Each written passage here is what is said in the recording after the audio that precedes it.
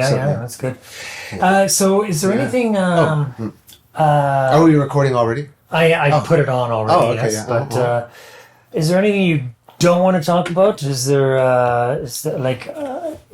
I can ask you about? I want to ask you about Unbeaten Japan, of course. Sure, I would love that. that. This is kind of one of the main things right here. I want you to talk about that a lot, and then I want to talk. You have a bar also? No, still? I close it at the end of April, but we can talk about it. Of course, it's another interesting story in the life of Japan, right? Right. So, and how about as a bar owner, and then how about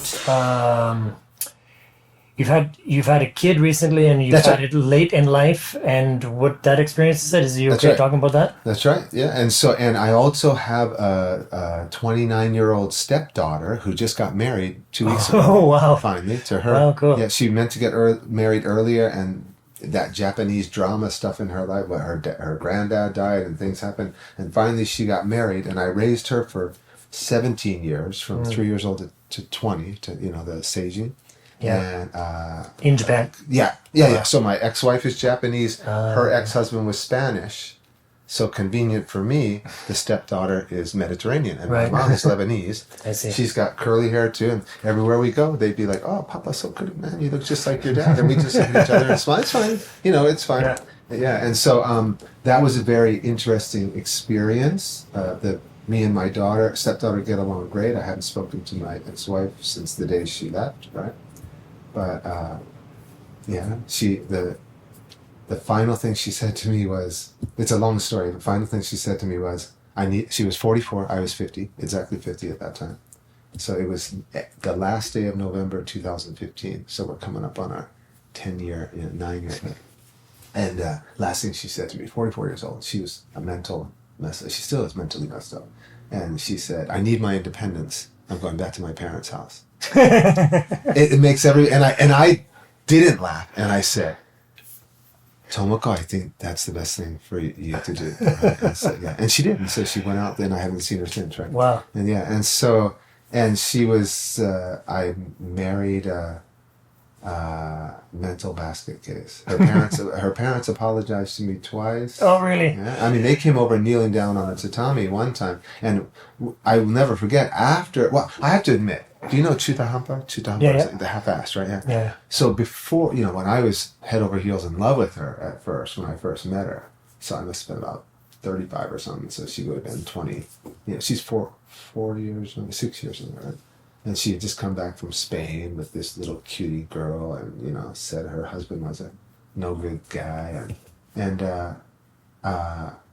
when I first met her, her dad called me at my school, and that was that's what he said.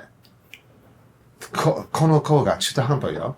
He said that about his daughter to me. Yeah. We weren't married or anything. I just met her. Right. But I guess my eikaiwa was down the street from his steel cutting factory, so they all knew who I was. Everybody drives by, buses go by there. Got a big window like this. Well, a long time ago too, everybody knew all the foreigners who were everywhere. Well, yeah, you could point them out. I was down in the countryside of South Osaka, and he, and so he said that to me. And sure enough, he knew his daughter pretty well. I mean, that was one thing that I'd say is she's half-assed. She doesn't finish anything, including being a mother to her daughter. Well, yeah.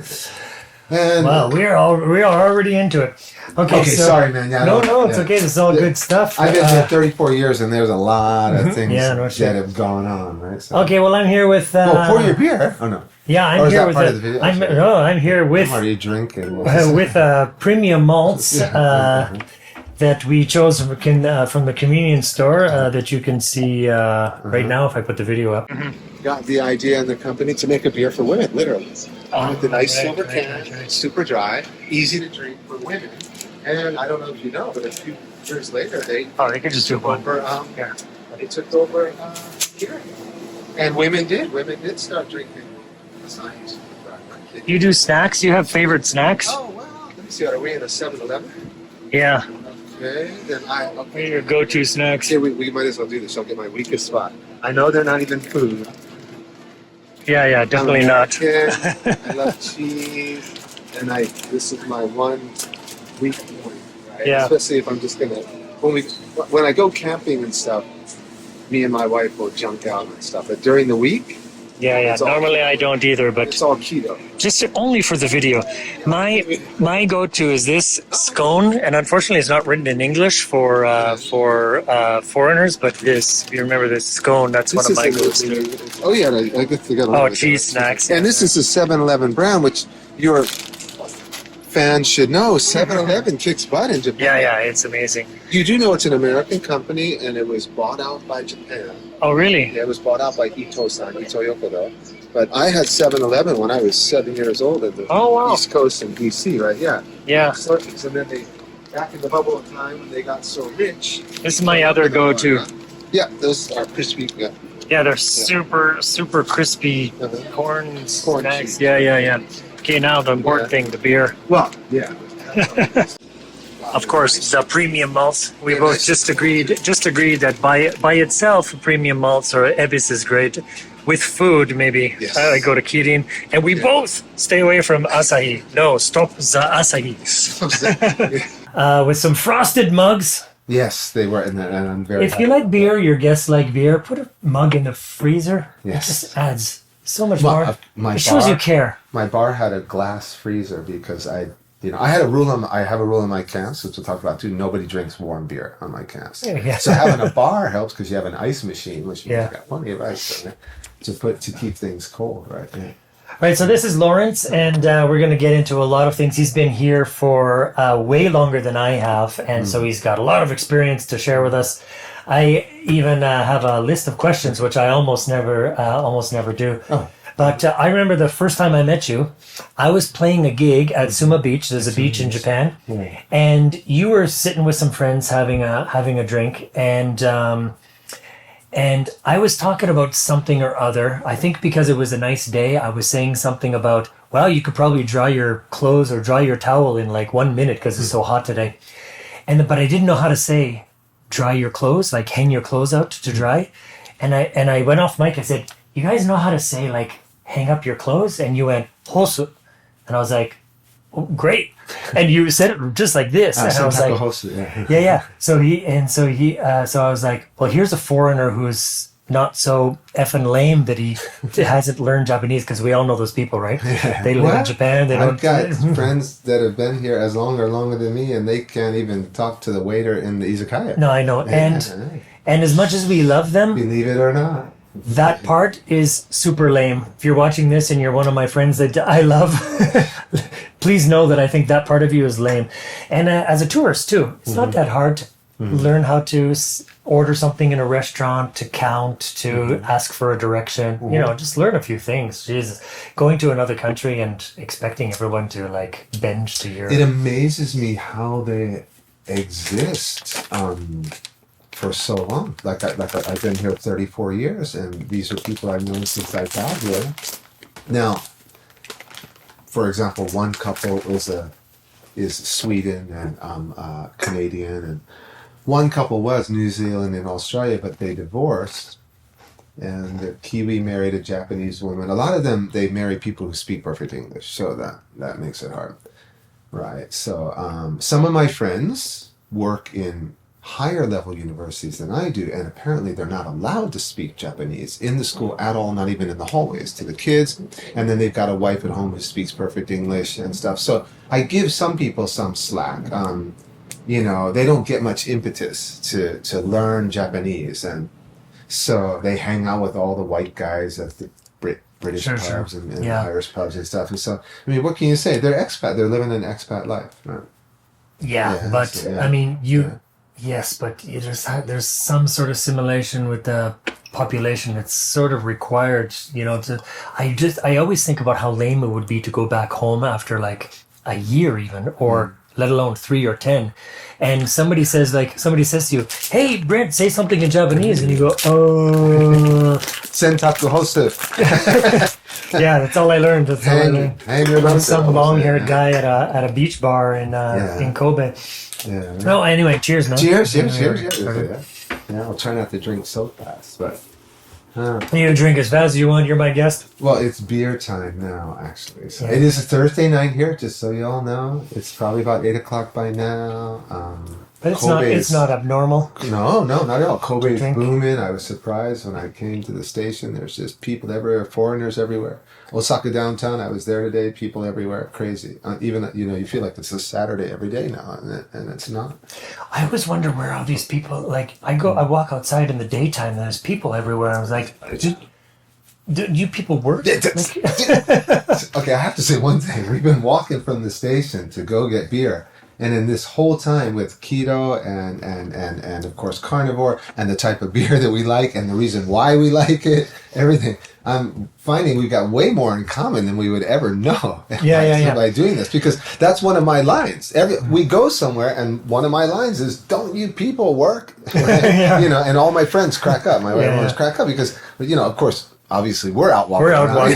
But what are all you people doing here? Right, yeah. No, we're out because, I'm out on a Wednesday because I have no classes on Wednesday. So, but what are you people? No wonder the economy's suffering. It's like nobody's working. Mm-hmm. And by the way, it's raining today and my hair is all curled. So that's why I'm wearing a hat indoors. But it's a cool hat. Normally is. Okay, well, thanks. Cool, good. My hair's always curly because my mom's Lebanese, but it's like, yeah. So anyway, and you did have very long hair when you were in Suma Beach. And do you know how many years ago that was? Yeah, that was probably about, I'm going to guess that was like 2003-ish. So that's probably 21 years ago. Okay, 21. And I've been here since 91. So, yeah. So I knew about you. You might know this already. I knew about you before I met you. As a matter of fact, that Suma Beach visit might have been planned because there was a woman who worked for me and at the same time was a student, and she ended up becoming my secretary for Airbnb. That's another thing I did. I was quite an Airbnb mogul in the beginning, and her name is, because I haven't seen her since before I left my wife, so Miyoko, and so she had a crush on you, big time. Oh, really? And this is, Did I know that? Remember, we're way back in Sakai. We're down in Sakai, right, way over there. And I guess something had happened. She had gone to a live house or to Suma Beach and saw you play. And I remember because she brought a picture and you had really long hair, right? And does she have really long, thick, black, sort of wavy hair? Yeah, she's got kind of a puffy face. Yes, I know her. I met her at Tins Hall. Yeah. Okay. Oh, Tins Hall. So you went to Tins. Oh, so you met her in Osaka. Yeah, I was playing at Tins Hall, which is one of the best places to get a burger. We lived on the JR line. That's where we all lived down there. Yeah. And I saw you at Tins Hall one time too. You were hanging out with Davina and somebody else, and I was singing. And you guys were sitting like right. Davina is the blues singer. She has like really long curly hair. She's and a voiceover artist. No, I do remember her. Yeah. Okay. So you guys were sitting together there. No, but I met Miyoko at Tins Hall. She was there with a friend, and so Tins Hall is this place. It's one of these kind of magical places where foreigners and Japanese hang out and nobody gives a shit. That's right.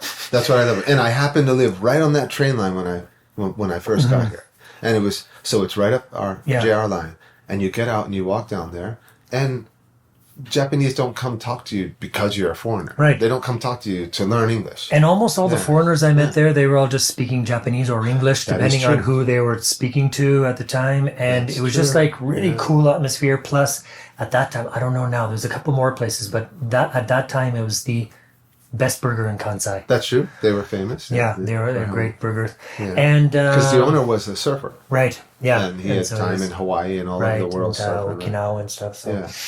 No, it was a great place, and so I saw her. I thought she was beautiful. She is, and and I just went up to the table and talked to her, which is actually odd for me because I don't like approaching women. I don't like bothering women, especially if they're out and about.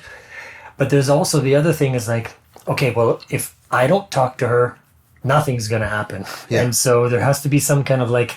She's a bit of a wallflower, that's for sure, too. Right? Yeah. She's very kind and super kind and nice and shy, and but super nice person. Yeah. Okay, well, so that's interesting. I didn't know you knew her. That's cool.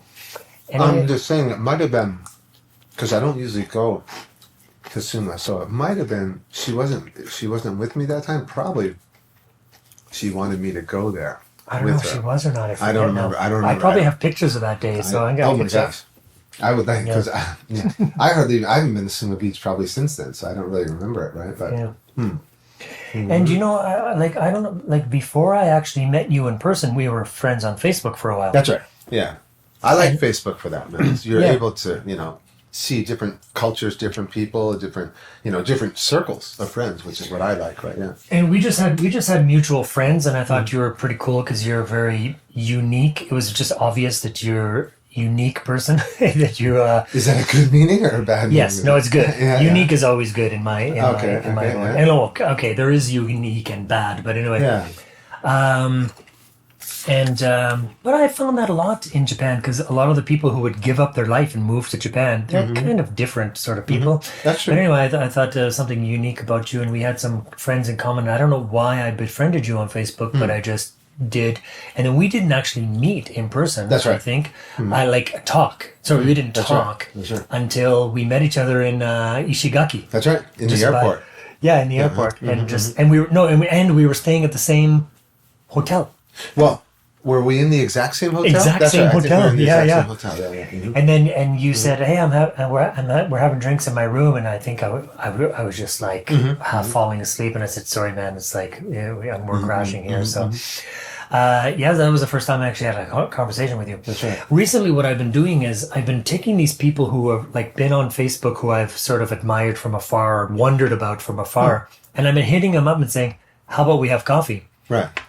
And just doing that, and it's been great. I like Facebook for that kind of thing. A lot of people bag on Facebook all the time, and I said, adjust your feed, man. If you don't like what's showing up in your feed, use this stuff and adjust it or cut or do whatever. Yeah. I mean, and it's how you use it. I'm a pro at Facebook. I get all the stuff I want to hear, man. Science, nutrition, things like that. Yeah, exactly.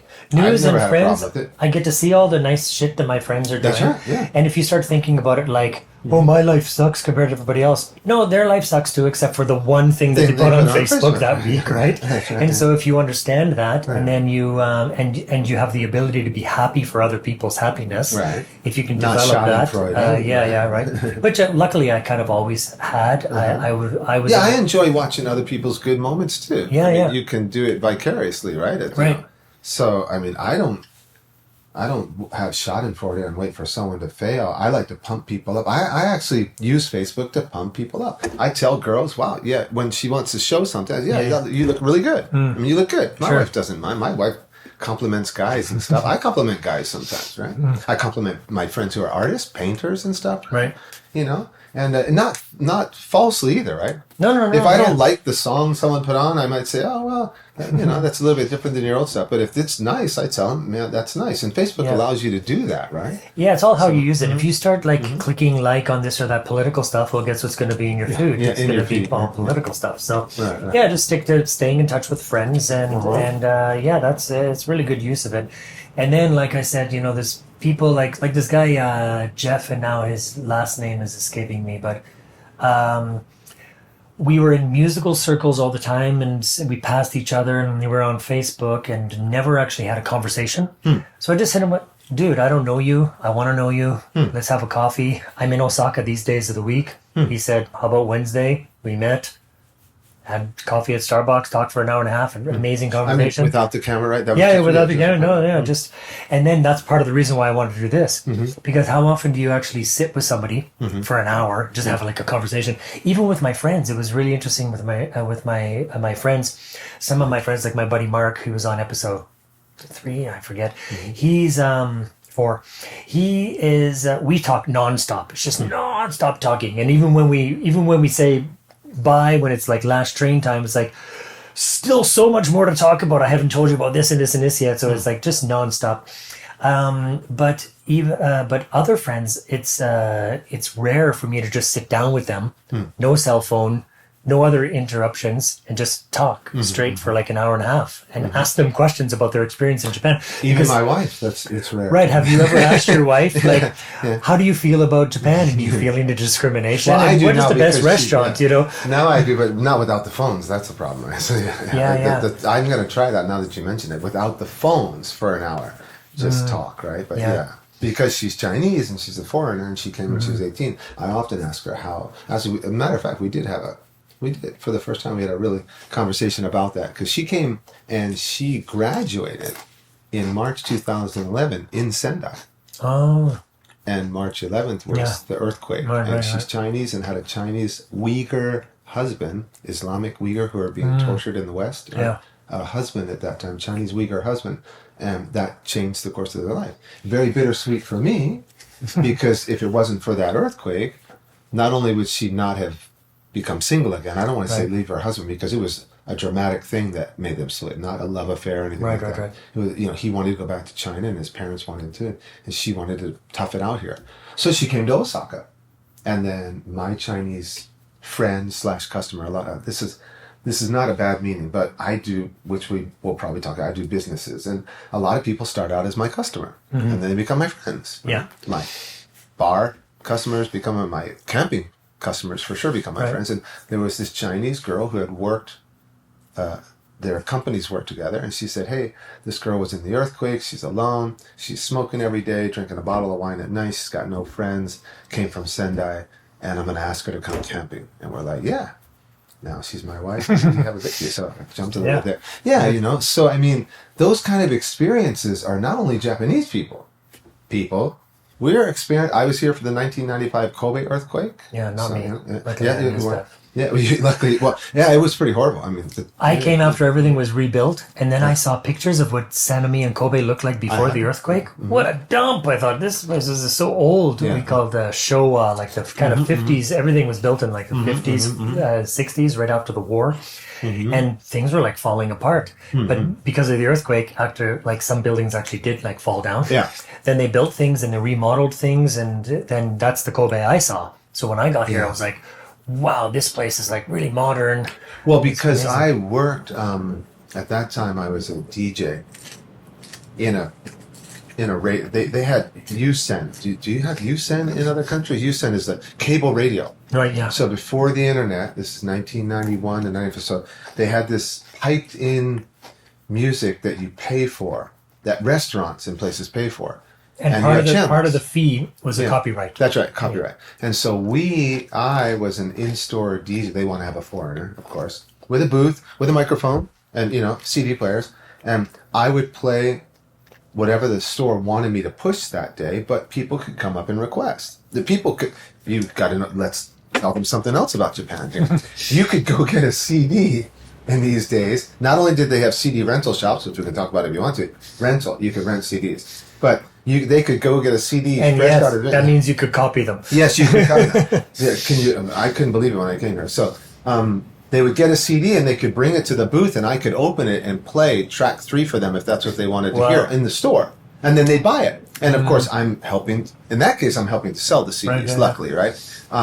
And that I was allowed to do that, right?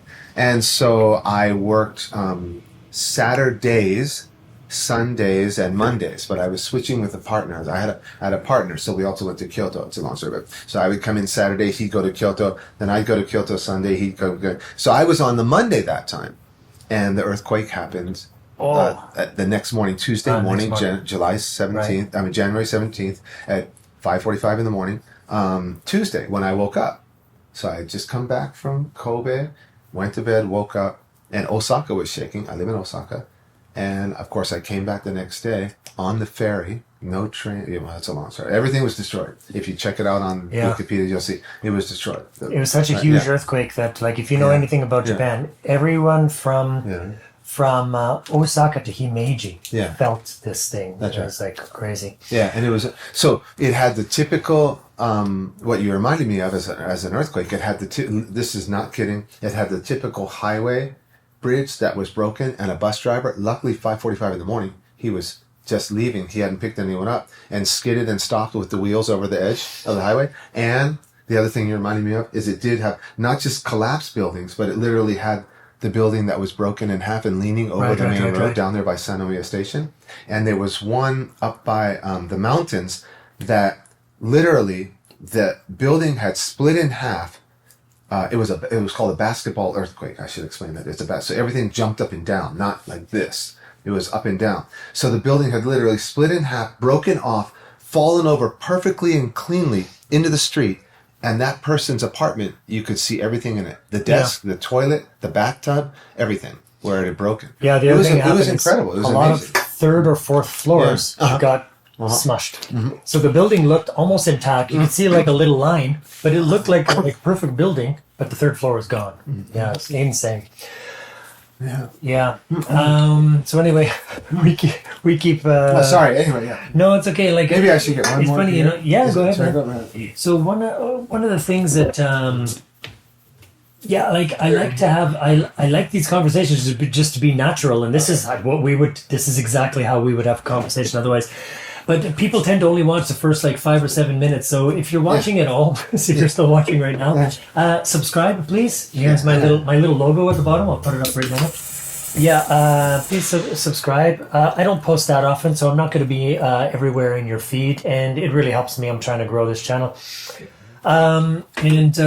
If you are interested in life in Japan at all, there are going to be plenty of good stories. I can promise you that. Yeah. I know that from my own personal experience with Airbnb and doing camping trips, hosting foreign tourists, helping foreigners come over to this country. I've gotten visas for more than 50 different people. You're going to need a visa if you want to come over. I'm getting a visa for a guy right now. All right. Yeah, I'm a permanent visa, so I can sponsor. I sponsor 5 different people. Saudi Arabia, girl from not Colombia or maybe Peru, I don't know. Girl from Canada who did not graduate university, by the way. I've gotten 2 or 3 people with no university degree visas, right? And a black girl from Trinidad Tobago, what's it called? The Caribbean thing, right? So, Oh, cool. So yeah. So okay, so I wanted to start with kind of like yes, questions.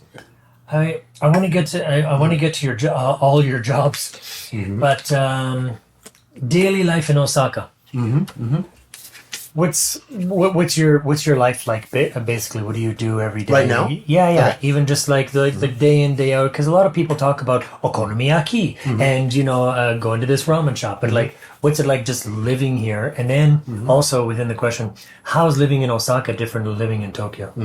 So those are both good questions. So number one, I've never lived in Tokyo, but I can still talk about it. And We hear things. yeah, well, for reasons that I'll explain. Right, but first, Osaka. My Osaka life now is first of all, I'm a few months away from 60 years old, and I have a 2-year-old daughter.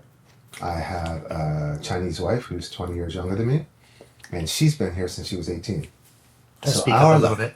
Oh, I can speak up a little bit. So our life consists of course, our baby's nursery school now every morning, but she's away. So I have what I would call not necessarily a short story lesson, but a reading lesson with 10 women over the age of, so I'm 60, and so they're over my age, so we're talking 60, 70. They have been running this lesson themselves for over 40 years.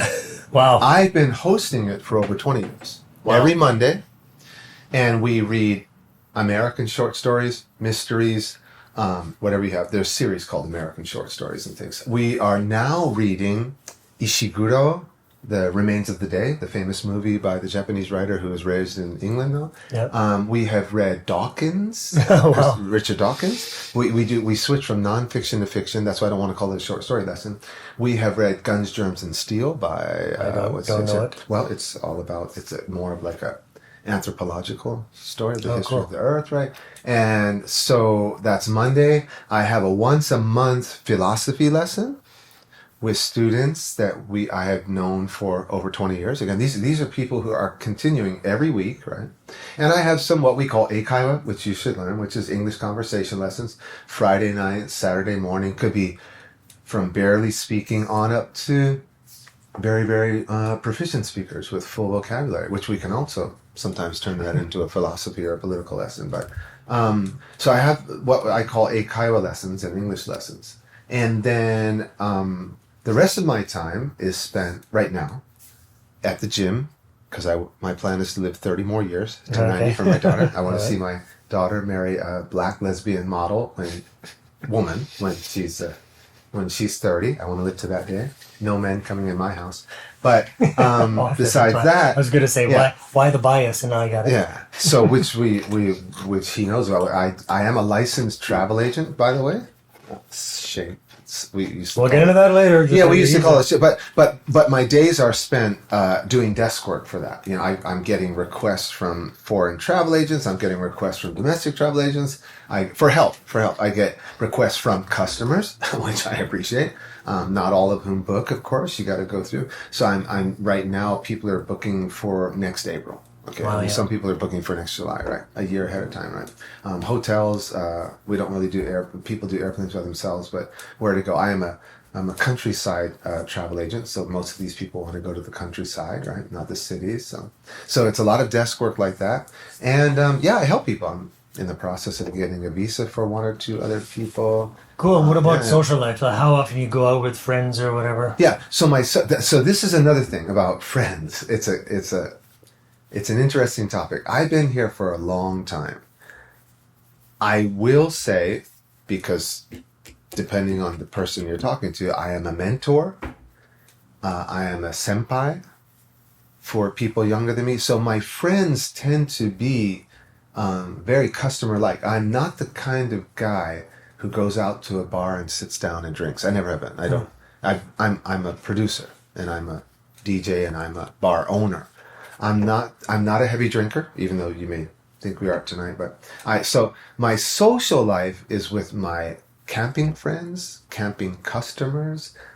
It was with producers of events in my bar. I closed my bar this year, but so producers of one of them is the girl who I'm from Trinidad and Tobago, who I'm helping get the visa. They did all kinds of events based on their culture, basically black culture. Emo night, drag queen night, a lot of foreign and Japanese drag queens, right? So I would call them associates, and but that's my circles. Those are my friends, right? My best friend is my wife, and there's not anybody that I myself depend on or call up. I'm very independent. Not caution. just in my thinking, but You've been warned. It's right on the T-shirt. Caution, independent thinker. But I am independent, and so and again, not speaking from pride, just from practicality, right? I speak Japanese fluently, can't read and write at all. I never studied Japanese. I just learned it, right? Like a baby from infancy, right? Learned how to speak it. So my social life right now, to be very clear, is the people in my community down where I live south of Osaka, which are mostly Japanese. Moms and dads of other 2-year-old babies. Right? Okay, let's talk about Tokyo. Why don't we live in Tokyo? There's lots of great things in Tokyo. Yes. Why wouldn't you want to live there? Yeah. So this is when I did have my bar, foreign tourists would come in every single night. And I would get them drinking more because they always want, as soon as they meet me, they have lots of questions. How do you get your visa? How can you stay here? How can you own the bar? Where do you know? And they have all those kind of, grassroots questions. Mm-hmm. And I would say, hey, is this your first time in Osaka? Right? Yeah. And I'm like, well, have you not seen all the videos on YouTube and all the blogs about how wonderful our life is here in what we call the Kansai area, Kobe, Osaka, Kyoto, and Nara? And they'd all look at each other and go, no. And I'm like, because we don't tell you about that. You know what? This is a really good point. Sorry to jump in. No, that's no problem. Yeah. But I like to hear other people's opinions on this, right? Yeah. But I said this in a previous podcast, and part of the reason I hesitated to do a podcast, probably the biggest reason is procrastination, but part of the reason is I didn't want to tell anybody. I didn't want We're finding more in common here. I didn't want to tell all these effing yokels and these idiots. You're talking to your customers here. Yeah, to come to Japan. I didn't want to tell all you idiots to come to Japan because I didn't want you around here. I didn't want you to spoil it. Seriously. And come over, work real hard, save your money, come for 2 weeks. We will give you the time of your life, and then go back and forth. Yeah, then go home and come back again and bring your cousins and friends. But we don't want you moving here. Yeah, no, that used to be true. I really didn't want people to move here. I didn't want them to know how good it was. I still don't. But I'm a travel agent. But now, because the population is dwindling, Yes, that's true. actually, please come to Japan. That's true. Because the only way we can keep this utopia going is to have more people participating To in be it. honest, I have to tell you that I've been here 34 years. He's been here 21 years. There's no time like now. 26 years. Well, there's no time like now. When we came, things were way more expensive when I was here. I had to really work, but yeah, I mean, you can come now and buy a house. I have proxied house sales. $40,000 for a house downtown Osaka next to the station with a brand new supermarket just built in the area, 3 bedrooms with a yard, 2 minutes That's from the unheard of. station. It's unheard of. In the world. In the world, that's unheard of. Right? Well, near a state, in a busy city near a station with a yard, yeah. So that's all I'm going to put out for now. You got to contact him if you got to wanna know contact more. him. Well, in the future. His contacts. So let me explain Tokyo. I personally not lived there, but my younger brother, 9 years younger, came here. Actually, I absconded him from literally graduation day. My girlfriend and I at the time went over, grabbed him, put him on the airport, and brought him over. He ended up staying 10 years, living my lifestyle. The camps, and at that time I did not own a bar, but I was an event producer. We're talking 2,000-3,000 people in a city park with amateur bands, live bands, and our friends who run bars doing food stalls and drinks and stuff like that. And that was the lifestyle I was living at that time. And that's what. Sorry to jump in. That's what I know about you. Is you're kind of one of those guys who make things happen. yes, I've always known that about you. You put things together. You get people together. Yeah, my forte, my art in life, my creativity in life is to create spaces and events for other people way more talented than me to actually do things, right? Live music, artists, photographers, whatever. I appreciate all that, but I have no talent myself. My talent would be to facilitate, right? And if you look at my Facebook, I'm pretty sure my profile, the first thing it says is facilitator, whatever, procrastinator. Yeah. So he came for 10 years. He's a good guy. He's graduated. Well, he's a business. I'm not business. You can see I'm not a business graduate. He's a business graduate. He lived 10 years. So this getting back to Tokyo. So he was here in Osaka with me and my lifestyle. He went through Berlitz English School, which is an international company, by the way, also owned by Japan, just like I told you, 7-Eleven is now owned by Japan now, but started as a German. It's a 200-year-old language school from Germany. That's why it's called Berlitz. Yeah, Berlitz, right? And so he went with them and became a manager, went to Tokyo for 2 years. So I have his experience. I have other friends who have lived in Osaka, then moved to Tokyo, vice versa. I have friends in Osaka who had lived in Tokyo first, okay? So every single one of these people, I don't have to do it myself as well. You don't have to do it. Every single one of them has said the same thing.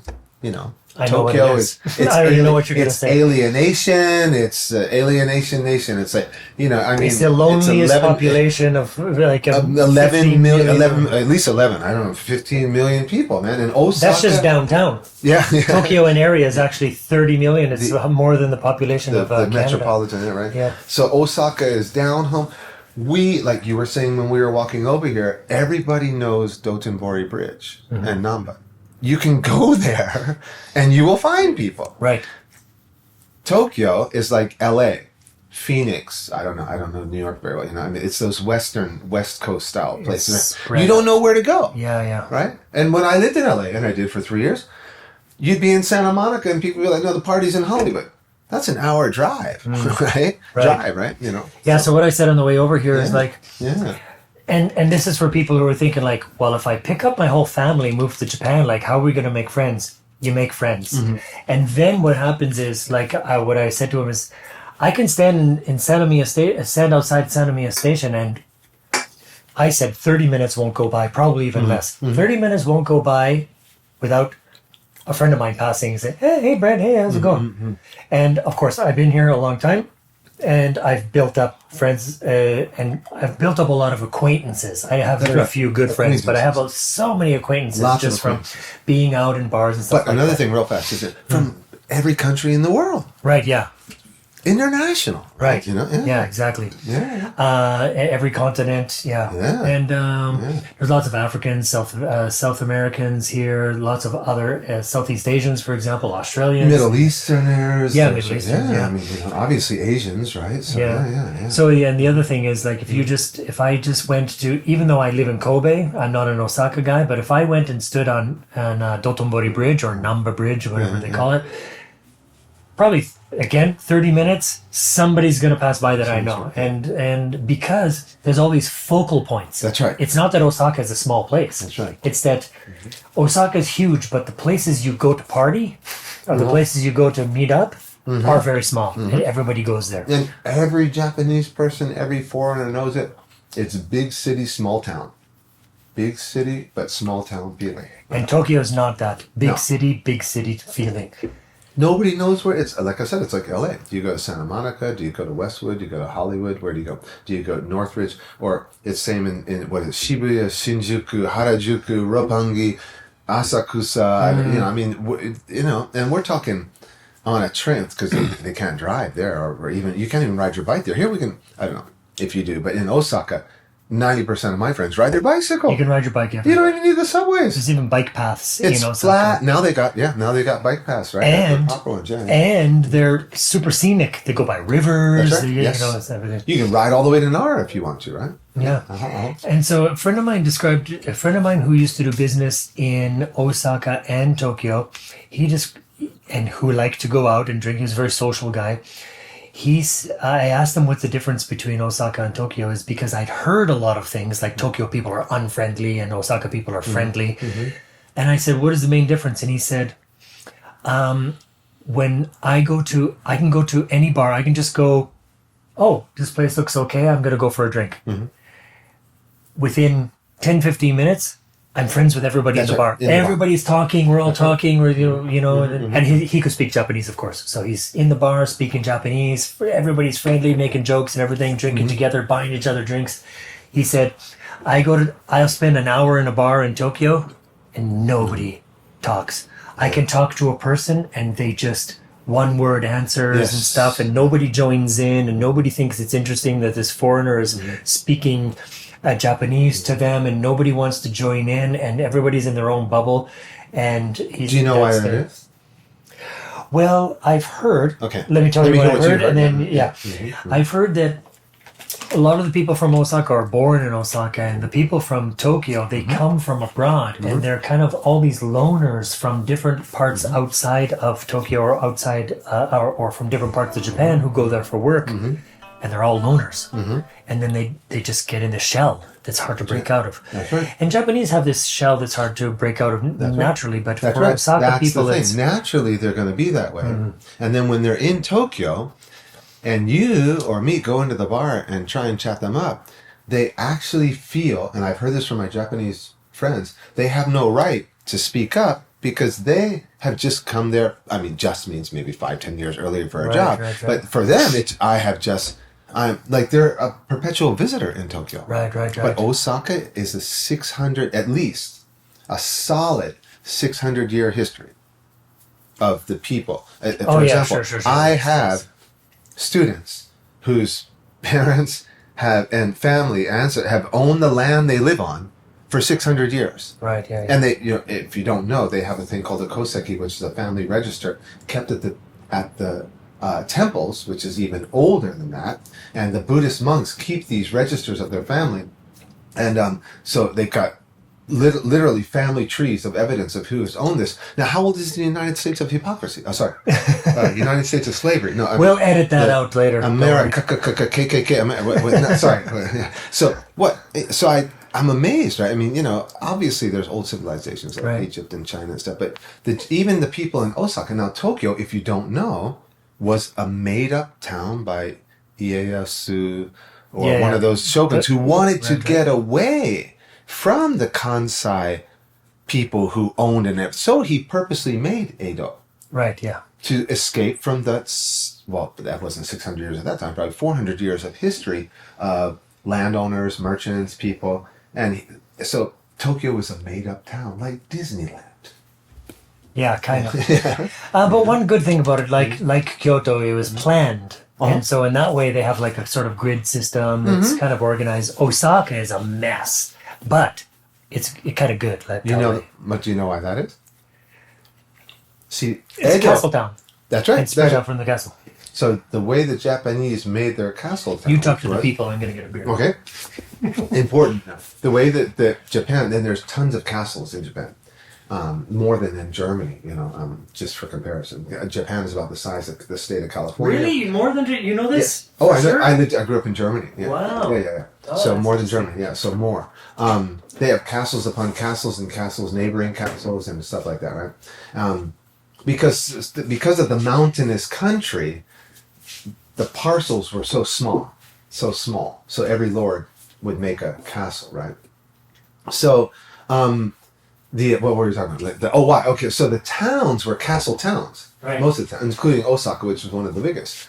And they purposely make these dead ends and crooked streets, and fat ones suddenly become narrow because when enemies attack, only the local people know where to run, and the enemy who's coming doesn't know. And they go down these blind alleys, basically, a mouse maze or something like that, but not just that, very 3D. I mean, like I said, the street will start fat, and they get deceived, and next thing you know, it's down this bottleneck. Boom! You go and you can pick them all off and kill them, or stop them, or trap them. Right? So yeah, it was a defensive tactic, right? But it makes for very, very interesting tourism. I mean, when you go there, just to wander the streets, right? There's another historical reason why Osaka is the way it is, and it's a much friendlier place because Oda Nobunaga, he's the one... No, sorry. It was Tokugawa... Ieyasu? His brother... Oh, I forgot. Or son or something like that. Okay, so, write it in the comments. What are the Tokugawas? Tokugawa is a huge clan, right? So he built Osaka Castle, and he set up outside the castle walls. He set up a whole bunch of merchants. That's right. And he wanted Osaka to be vivacious, thriving, vibrant. That's what I was looking for. He wanted Osaka to be a vibrant merchant city, and he wanted people to trade and do business there. And that's like 1600 around that time, or even a little bit earlier with that started. And so for the past 400 something years, Osaka's been a place of business. And there's a kind of fun Osaka dialect that you should know that only exists in Japan. It only exists in Osaka, this phrase. People greet each other by saying "Mokarimakka," which means are you making any money? And then literally it means, are you making any money? Yeah. Are you making any money? And then the answer is usually bochi bochi. Bochi bochi. Or bochi bochi denna, which means so. Yeah. Which is, it combines the sort of like Japanese humility. Because even if they are doing great, they would just say, so, But the interesting point is, it's a greeting. It's a typical greeting, especially for merchants and business people. And there's tons of them. I was one of them. I mean, when I had my bar. And so, instead of the normal good morning, which obviously they have that as well. Yeah, sure. But they use it at nighttime even. In business, that's a different problem. Yeah, when you go to night work, right, they still say Ohayo gozaimasu, right? But so that's their colloquial greeting, and, obviously another one that you should learn when you get here is Okini Maido, Okini, which is, Maido means every time, and Okini is the Osaka way to say thank you for merchants, not for someone your dentist won't say that. No. But but a merchant. But people can say it. Yeah. And your taxi driver might say it to you, especially in Kyoto. Well, because he's selling his services, right? And you don't say that as the customer. You don't say it as the customer to the taxi driver, Okini. I guess you could. They would like that. They would probably laugh. No, I say whenever I go to Kyoto, when I go to Kyoto, I say Okini, because then they say, oh, this guy knows our dialect. Because Okini is more actually Kyoto-ben, but they say it in Osaka also. Yeah. And so, and just so you know, there was something we just said that I don't want you to get the wrong idea. Oh yeah, Ohayo gozaimasu is good morning. Normally. For normal people. It's only if you're working that any time of day, like for example, if I have a gig at night Yeah. at 9 o'clock Yeah. and I get to the gig at 8, the keyboard player, whatever the Japanese person will say to me, "Ohayou gozaimasu." They might even say, "Otsukare-sama desu," which means job well done, or you've done a good job, or you've exerted yourself. But I always used to say, like, I just got here. I just What are you got crazy? here. Usually they say that after you finish work, but sometimes they say it before. They're you, probably imagining that you must have been doing something before sure, yeah. to show up at the gig at 9. Yeah. But that's the Japanese sentiment, right? Yeah. They call it omoyari, which is basically just consideration, but their consideration is much more far-reaching. Oh, than it's ours. Like that. exponentially. They're imagining that, well, if we start, you must have done something today, so otsukare, and now you're here, and right, Ohio, and so yeah. Japanese are considerate in ways that Westerners could not even conceive you could be considerate. It's like, it's insane. But yeah, anyway, so just to set you straight, Ohayou gozaimasu is good morning, and konnichiwa any other time they may say. That's true. Yeah, They just say that. They do have konbawa, but Oh yeah. they have which would Yeah, I say maybe it might be what do you call it? That's Directly good translated evening. is good evening. Directly translated is good evening. Konbawa. Yeah, it means actually this evening. Right? This evening, yeah, but Anyway, learn I a few use it too. Japanese I phrases, use it too. Yeah. Yeah. Well, there might be some more Japanese. Okay, Mhm. the best and worst of Osaka, Well, if there's a worst. I have a No. worst. and I will explain that. I'll say once again, just to clarify, because Yeah, these cheese rings are good. they're addicting, especially with beer, right? Yeah. Yeah. Go ahead. Yeah. There's more at the 7-Eleven. So. Yeah, and have my Yeah. Oh, This I've is- had these. I know. Yeah. the scone. These are corn grilled with soy sauce and sugar, and they're amazing. Well, just real fast. That's very normal in Japan to use soy sauce and sugar. They love salty and sweet together. I guess it's like salted caramel for us, but they do it with the rice senbeis too. They put that on there, right? Yeah. So, I will say once more because I watch YouTube videos a lot. I mean, I learn a lot. And so sometimes I want to repeat myself so you don't have to go back and listen. But I've lived in Osaka for 34 years. As a matter of fact, I'm also very anal. And when people say, how long have you been in Japan? I'm very clear to say, I don't know Japan. Don't know Tokyo. I don't know Kobe. I've lived in Osaka. Right? So I'm an Osaka guy through and through for 34 years. And I'm 60 years old. Add up the numbers. I've lived here longer than anywhere else in my life, right? And so I'm an Osaka professional. So when you ask me about Japan, I'd like to narrow it down. Those Osaka life, the good is, well, I've been here 34 years. So I would seriously, without a joke, say almost everything. Now, I have to give this caveats all the time, a caveat, right? Because I'm a white, native English-speaking American guy who got here in 1991 at the tail end of the bubble economy. If you guys are young and don't know that, Google it, please. Bubble economy in Japan. It was crazy. It was a crazy time. Before I got here was the crazy time. I got right at the tail end. But the opportunity is here. So that's my word right there. This guy could not have done any of the stuff that I have done in these 34 years if I had remained in the U.S. back in the days of Reagan. I graduated university in 1988. We're talking Reagan, Gorbachev, Thatcher in England. We're talking before the wall came down in Berlin. All you young people, go back and check it out. It was a depression. It was a recession. When I came over here at the age of 26, I was making money literally from the first Saturday night that I went out. And I'm not talking just about money. I'm talking, again, the word was opportunity. Opportunities to do whatever I wanted to do. I'm a very simple guy, and I am a music freak. So I have made a lot of my life off of loving music. DJing, producing other people's bands, doing things like that, right? Making CDs, hosting big parties in the park, as I mentioned before, running a bar, which was called The Soundgarden, not Soundgarden. I don't like grunge that much, by the way. So The Soundgarden, because it was a sound garden. I'm a sound man now, which I became while I was in Japan. I'm a DJ, which I became in Japan. There's no way I could do those things. I'm a licensed travel agent. No way you can do that in the US of A. No way.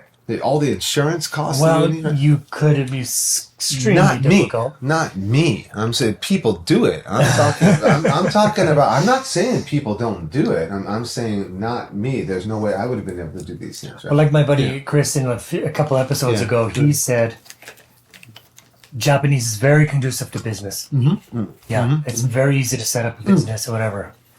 I was just listening to a podcast on the way here because I've always wondered, and I like to keep my statistics straight.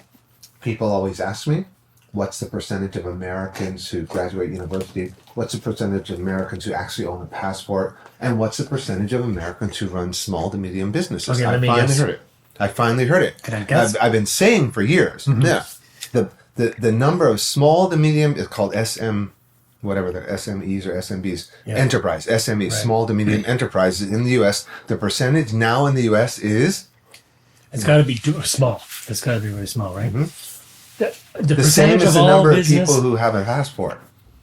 So let me guess then, 20%. 10. Jesus Christ. He has nothing to do with it. Of people we'll talk about it too, but Jesus Christ has nothing to do with it. Right. So 10% of people have... Oh, I should have guessed that. I should have guessed that Americans have... 10% of Americans have George Bush Jr., whose father was the head of the CIA before he became president. Again, sorry if you guys are young, you have to look this stuff up. George Bush Jr. didn't have his first passport until he became president of the U.S. My sister doesn't have a passport. My older brother doesn't have a passport. My twin brother doesn't have a passport. So Bush didn't even go to Mexico or anything? No, we can go by driver's license. So we could. I should caveat that. But I'm talking about international travel as in over the great wide blue. But no, we can go. We can go to Mexico and Canada with our driver's license, and vice versa. They can come in with their driver's license. And lots of workers come in through Mexico every day. I see. Okay. So Canada. So now, if I had to say, it's really hard for me what the bad is about Osaka, because I have had such a good life. I need to stress this. Obviously I'm still here.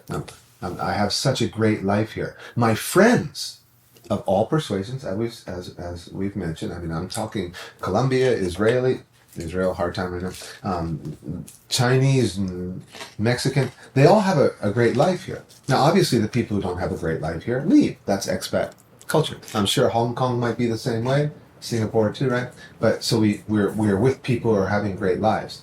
The bad thing, should we talk about Japanese culture or just anything you think is bad about living in either Japan or you don't know Japan? Osaka, yeah. So I mean, the bad things about Osaka. Yeah. So I mean, I will once say another thing. For the 34 years I've lived here, and he's in Kobe, so we're about 30 kilometers apart, which I don't know miles anymore, right? Osaka has gotten better and better every year that I've lived. So it's Kobe. More and more, Kobe. I mean, more and more subways, the roads, as you said, they've got proper bicycle lanes in them now. We used to have to ride in between traffic. I mean, it's just like I've been here, and so my tax money is being put to good use. I mean, I'm a taxpayer. My wife and my businesses and stuff. So, and it's getting better and better. Now, I hope other cities in the world are experiencing the same kind of improvement that we are here, right? But the bad things that I would say about Japanese, it doesn't really affect me so much, except for like once or twice a month, like today.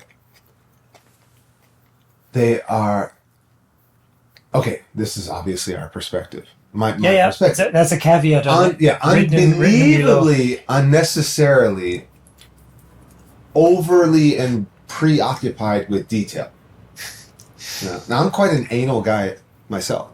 I noticed, for example, that you're very clean, I'm very clean. I knew company was coming. Well, you say that, but I can imagine that you guys. I mean, when somebody's. Right. I mean, I ran Airbnb, so I'm talking hotel quality cleanliness. And if you guys can't see on the camera, his place is hotel quality. So I'm anal in that way. But Japanese, for example, let me give you an example. My little daughter goes to a kind of playroom sponsored by the city. We're talking welfare. Japan is a welfare state, by the way. It is a socialist state. It's not 100% capitalist. I love it. Again, people like me would not be able to do. My wife, Chinese, we're immigrants. We're married immigrants. The birth of my daughter was free in the hospital. The medicine is free. I gotta quit talking. Not free, 30%. No, free. For child? Yeah. Oh, okay. Yeah, so I got to quit talking about all this. They're going to start coming over and having babies. Well, I guess we want them to have That's babies. what I want them to come and have babies. Anyway, you guys, we'll talk about that later. But Free babies in Japan. It's a welfare state. It's a welfare state even for non-citizen immigrants, like me and my wife. We're not. I am married to a Chinese woman. But the detail. So come on. I have taken my daughter 4 times a week to this 1-hour session of Playroom, sponsored by the city, for, I'll translate it to US dollars, $2 per visit for 1 hour. Okay. And they have ladies there, toys. So this is indoor, slides. So on a rainy day, it's amazing any day, right? And every time I go, they ask for my ID. Now, that's Japan. I mean, you have to, by the way, if you are trying to come over here, you better come and sit down and talk to us, because this is what you got to get used to. It does not make logical sense. I'm pretty sure my face is pretty unique. I know for a fact my daughter's unique. As a matter of fact, I will get to the entrance of the place, and the women will go crazy over my beautiful, cute daughter. I have to show my beautiful daughter. And ask me for my ID. Yeah, it's crazy. You've never experienced this kind of stuff in Japan where they're like... No, I can one-up it. No way. No way. Since my first day in Japan, I've been teaching at the same company. I teach business English. Okay. Every time I get to the company, I go to the guard man and I say, "I'd like a taxi at 8:20, please." I start at 7 a.m. It's really early because I start before they start work. So I go, "I'd like a taxi at 8:20, please." Every time, 3 or 4 times a week for the past 26 years, I've arrived there. 26 years? Yeah. And I can't just walk past them and go into, because they'll call the room that I'm in and they'll say like, "Do you need a taxi today?" Or like, it's like, yeah, it's been 26 years. I get a taxi at 8:20 every time, but I have to tell them every time I walk up, "Good morning. How are you? Great. Can I have a taxi at 8:20, please?" "Okay, thank you." And then I go into the room to teach. I see what you mean. I mean, it is, and so sometimes you're foreigner or not. I don't like. It's not that I don't like that word. I prefer non-Japanese because it's every person who's not Japanese in the world. And the thing is this is a government-run thing in my case. It's made for the citizens. Because as he said, and we've mentioned, they need kids. You've probably heard the population is declining. They need kids. Even foreigner kids. They need. And the women know my daughter. There's a little ticket machine. You have to pay the 250 yen and $2 or something going. And they hold her up and let her put the money in and push the buttons. And then they ask me for my ID every time. And they ask me, "Do you have a parking ticket?" And yes, I do. Because this is about the 40th time I've come here. And so if I don't have one, I would probably tell you at that time that today I walked or whatever. So, but this Kafka-esque, Camus, existential type thing is non-stop in Japan. So he asked me earlier about my friends and the acquaintances, and I'm because of my 2-year-old daughter, I'm very into very, very into the Japanese side. Now, I've already dealt. Now, on the other hand, I have to let you guys know another thing about the same thing. There's a whole other area in Japan with just as many rules, and they just look the other way. Yeah. So I got a great story about that. Yeah, okay. So, for example, as I said, he might not know himself. So let me explain. I was a bar owner. I'm from the United States of hypocrisy. We'll edit that. Okay, so that's my nickname. US of H, not US of H. So, but in the US, most people might know, even from TV shows, that just to pass the health codes, places have to be more spotless than your apartment is now. It's very spotless. McDonald's. And we have surprise health code checks, especially if anyone was ever to complain they found what they thought was a cockroach antenna or something. They will come in undercover and then shut the doors, freeze, and they'll go in and do a kitchen inspection. In Japan, to open a bar, for better or worse, there's other sides to the story, like what's in that deep fryer when they're frying things. Anyway, so but to get the permission, which is what it's called in Japan, not a license. You don't get a license. That's a shikaku. You get a kyoka, which is permission to run a bar and cook food in the place. Is literally a sheet of 1,000 times photocopied little boxes where you check what you're going to do.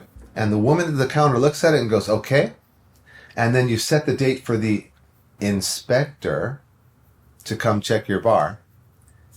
And so I did that little checkbox thing. It's all in Japanese, but I get people to read it for me and I pass it in. Then the inspector comes that day. And my bar is not very large, not by any other country standards. And so it took him literally 10 minutes. He had a little clipboard. But I knew this part about Japan anyway. This vagueness, this kind of like, we call it katachi dake. Katachi literally means form or formality or shape. It's a formality. And he clicks it off. And he was done in 30 seconds. And I knew he would be. But he couldn't go back to his office yet. He had to kill another 15 or 20 minutes. He can't show up back in the office too soon because the boss would ask him, well, what was that, right? So, but the boss knows it too. But the boss would have to reprimand him because his boss or manager would reprimand him. So I would call that, in the States, we call that passing the buck of responsibility. So he ended up chatting to me, trying to speak English the whole time. And I took him around the bar to show him all the stuff we had and what we do here. And he was so excited and flustered while trying to speak English that he left. And I said, well, I've got to go to this. This is like 3 o'clock in the afternoon. The bar's not open yet. And I had to go. And I'm getting back to my car and the phone rings. He had left that clipboard in my bar. And he was panicked that I had gotten in my car and left, because if he showed up back at the office without the clipboard, they'd really bust him, right? Yeah. And so he had to run back and he's apologizing. It was just literally go through the motions is another. Going through the motions. You go through the motions. That is the dichotomy. What do you call it? See, I forget my 3-syllable words too. And is that the dichotomy or the opposites of Japan? That's Right. that. You take your daughter to a free welfare 1-month thing, and they ask me for my address and ID every time. You go to open a bar and serve alcohol. No liquor license, by the way. No. You can drink in the streets in Japan. You know that. Yeah. You can, yeah. No liquor license. Permission to run a restaurant type business. That's what they have here in Japan. Yeah. Do you know, real fast, do you know that all the prostitute houses that are in the famous area near Tennoji, they have the same license that I have? I've never been there last Tuesday. Okay, yeah, last Tuesday. A Freudian slip of the tongue. Fallopian slip. Anyway, I know that was a long story, but this is to explain the detail. But you didn't finish the detail about the bordellos. Oh, well, I mean, the prostitution is, again, technically illegal. Oh, yeah, it's totally illegal. It's technically illegal. Mm-hmm. But as you may have even heard, if you've heard of things like comfort women and the issue of rape, organized rape during the war and stuff, Japanese men, at least, are, I think some women are too, we can talk about that later if you want, under the impression that, yes, technically it's illegal, but you need the pink services, as they're called here, any kind of pink service, to let men relieve themselves. And to be honest, they've got quite a low rape statistic in Japan. I mean, they do. I hate to admit that the socialization of sexual favors and things, or actually it's more like the business, the commodification of that, keeps the rape amount down. But Japanese really believe that. It seems it may be true statistically, right? But there's a section of the town remaining from before World War I. So architecturally, it's amazing, because it wasn't bombed during World War II either. So the buildings are still the same as they were. It's a whole neighborhood now with condominiums like that developed around it. I always imagine little 5-year-old kids looking over their veranda 24 hours a day down at what's going on down there with all these men and pink lights going in, right? And the cops allow that kind of stuff there. You can't go out and walk the streets. Yeah, that's the thing. That's right. You can't walk the streets. The cops know that it's there. That's right. They know that these And they're probably prostitution going there rings too. are probably going there too. But they don't do anything about it. It's just like they know where the Yakuza are. They know what the Yakuza are doing. They don't do anything about it. Not now. I do have experience with the Yakuza as well when I first got here in Kobe. And I worked in a club. Yoshio Kagumi. No. Yamaguchi-gumi. Yamaguchi-gumi. And you might not know this. There's a lot of people don't. It's not a thing. But every Yakuza organization, and right now nowadays there's about 80 across the country, which again is only the size of California. I did not know that. They are incorporated organizations. They are literally incorporated businesses. That's why Japanese police are not allowed to just walk into their office and bust them, because they are entities, corporate entities. It is not illegal to incorporate a Yakuza gang, but it's illegal to do Yakuza activities. Right?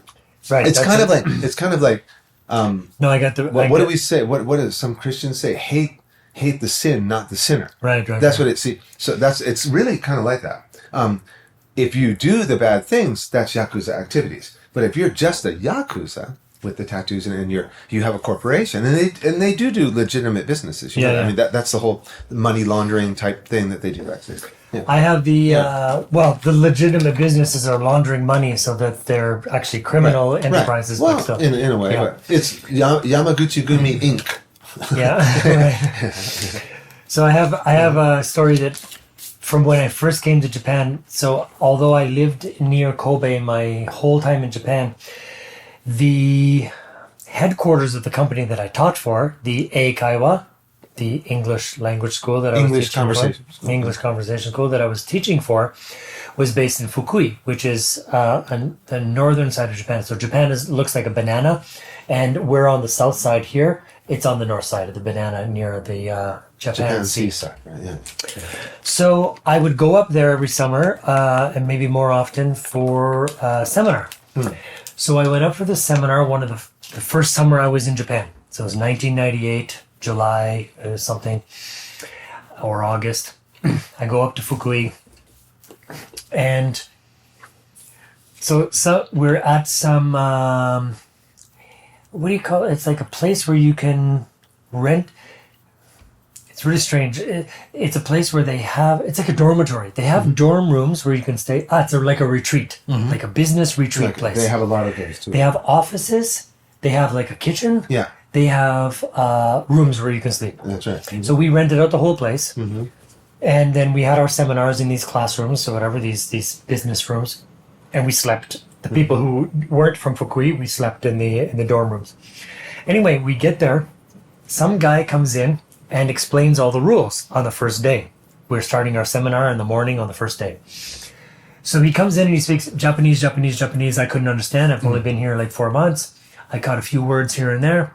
Then when he left, the president of my company, who was an American guy, he said, okay, what he basically said was, there's no eating or drinking allowed in this room. So after you're finished eating and drinking, please clean up all your garbage.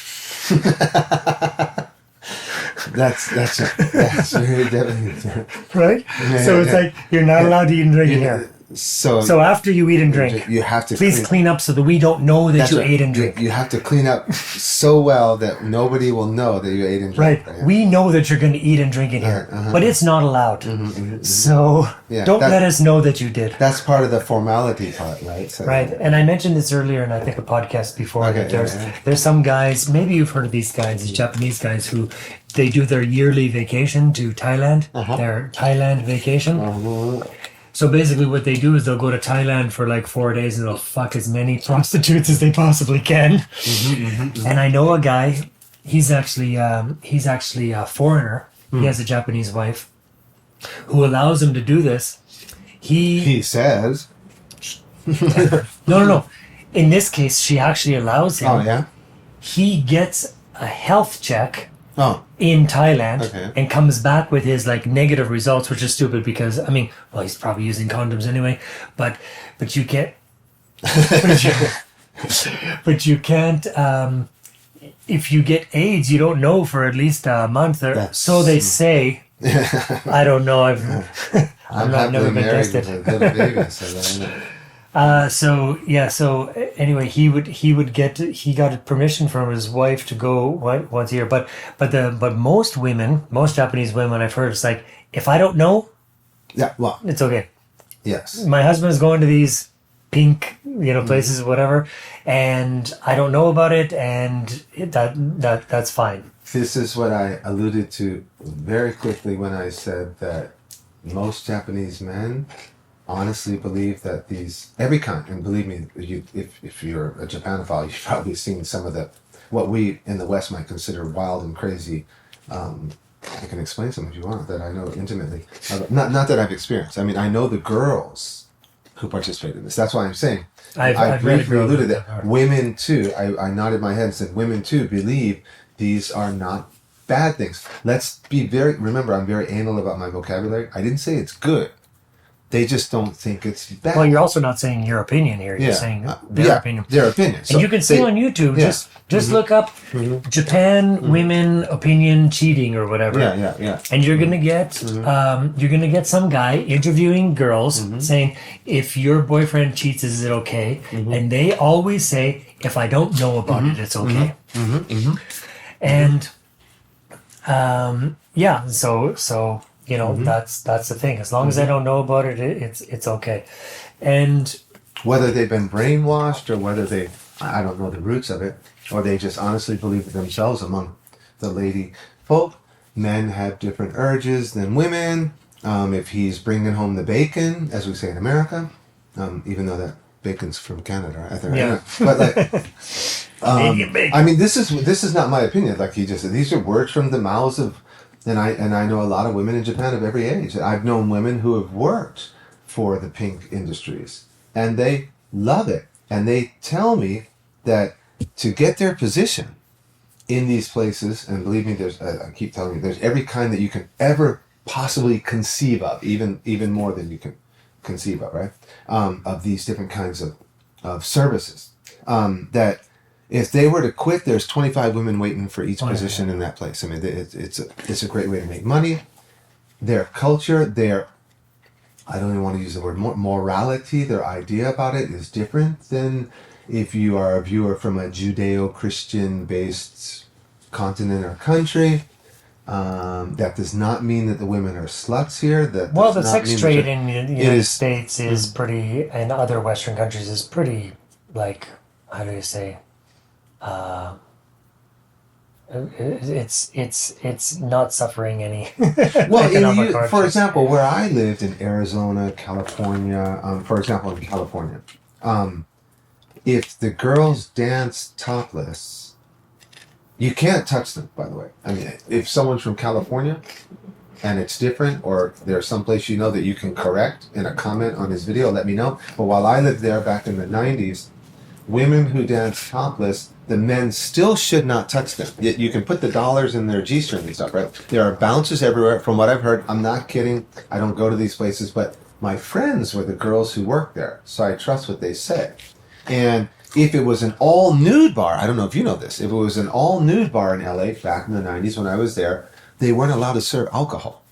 They could only serve soft drinks. Can you believe that? Now, I knew because one of the girls was my customer, and she told me all about it. And she said, you should come watch me dance. Of course, she probably wanted tips and stuff, right? And he got it, right? But I'm not really into that kind of thing. But, come on. And I asked her about it, and it's not lewd and crude.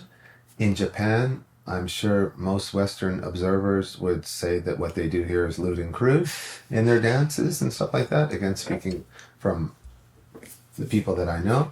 But yeah, we could do a whole podcast on that underworld. I've had students, girls, 18 years old, who did these, chikan. Yeah. I have a student. Chikan is a molester, but it's not the molester like we have in the Western countries. My image of molester in the States is like someone who touches little kids, maybe, or something. I don't know in Canada, right? But like, these are adult molesters on the trains, and she worked in a fake train car molesting pink business where a bunch of girls are dying to work and they dress up as an office lady or a nurse or a schoolgirl or whatever, or a housewife even, and men pay by the 15 minutes at a time to come in and feel them up. And it's all acting, of course. Depending on their character, they should say, no. Some of them might go, oh yeah, that's great, that's right. And that's it, people. That is it. There's no nudity, there's no sex, there's no except for the molesting contact. There's no sexual, there's no kissing, there's nothing. That's it. So there are male customers of every age and rank and wealth and whatever who love that. There are girls who want to work there. It's part of the culture. And I want to be crude here in America, but we would say, if I don't go, but if you're not going to fuck, you're not going to pay, right? I mean, don't you? But in Japan, they do. I say that about dating. His wife is off tonight. So no, but when I was dating. Yeah, when I was dating. But yeah, I mean, it will blow your mind. Okay, can I tell one more story? Yeah. Okay, I got a story lined up too. Okay, my Yamaguchi Gumi days was when I first got the here. Yakuza. The Yakuza. The first people I met were foreign girls working as hostesses. This is okay. Geisha are not prostitutes. Hostesses are not prostitutes. Get ready, guys, and maybe girls, to have your mind blown, okay? Back in 91, these girls were making, I'm going to say it in dollars just to make it equivalent. They're making $60, $70, $80 an hour, working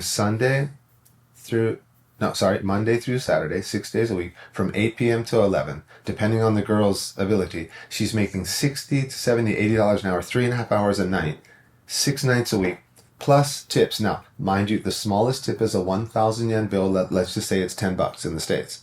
That's the smallest tip. They're making 80 to 90 to 100,000 yen in tips every night. And right? tell us what they're doing for this money. That's all the dirty, disgusting things that they're doing. Okay, tell us. First of all, they're on the 90-day tourist pass. They don't have visas. Maybe about 6 out of 40 girls in this club. 6 of them lived here like I did. I was living here by now, right? And you're talking about a foreign club. I'm talking about a foreign. But this applies to Japanese. Yes, of course it does. Yeah. As a matter of fact, the mama-san. So let me explain that.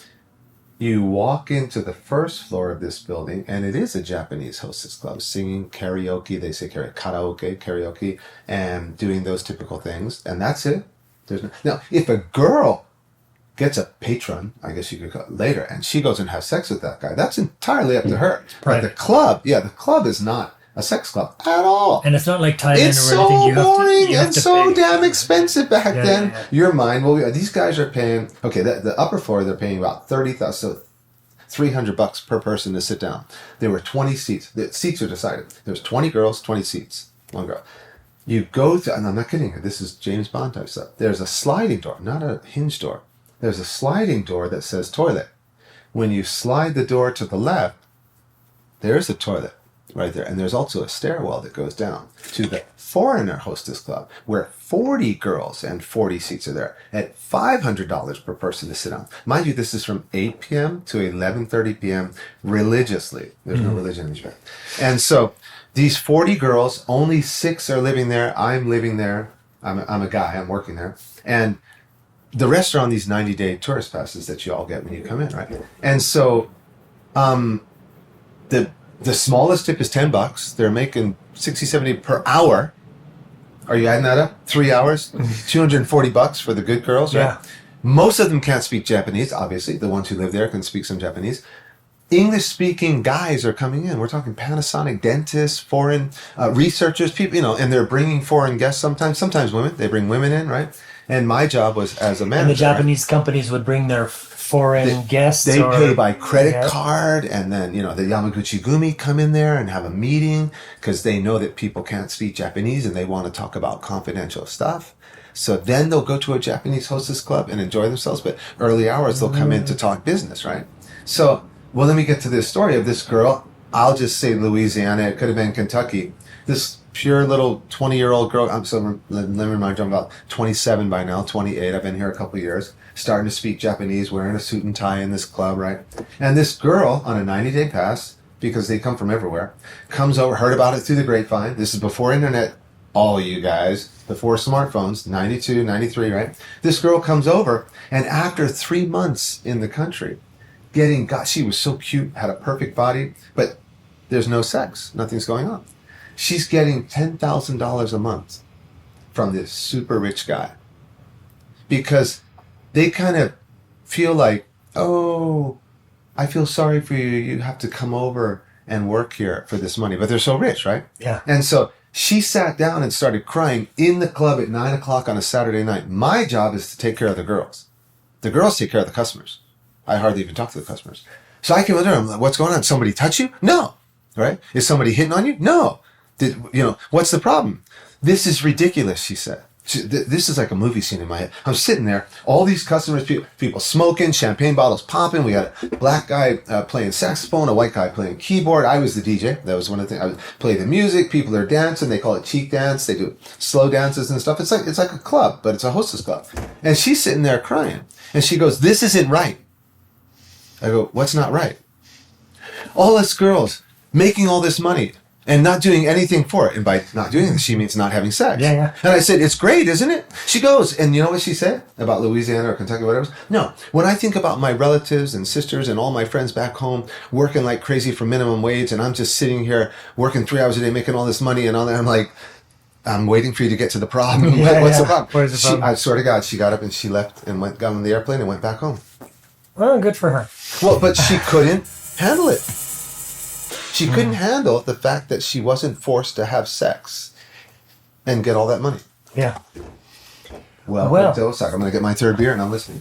Yeah, True story.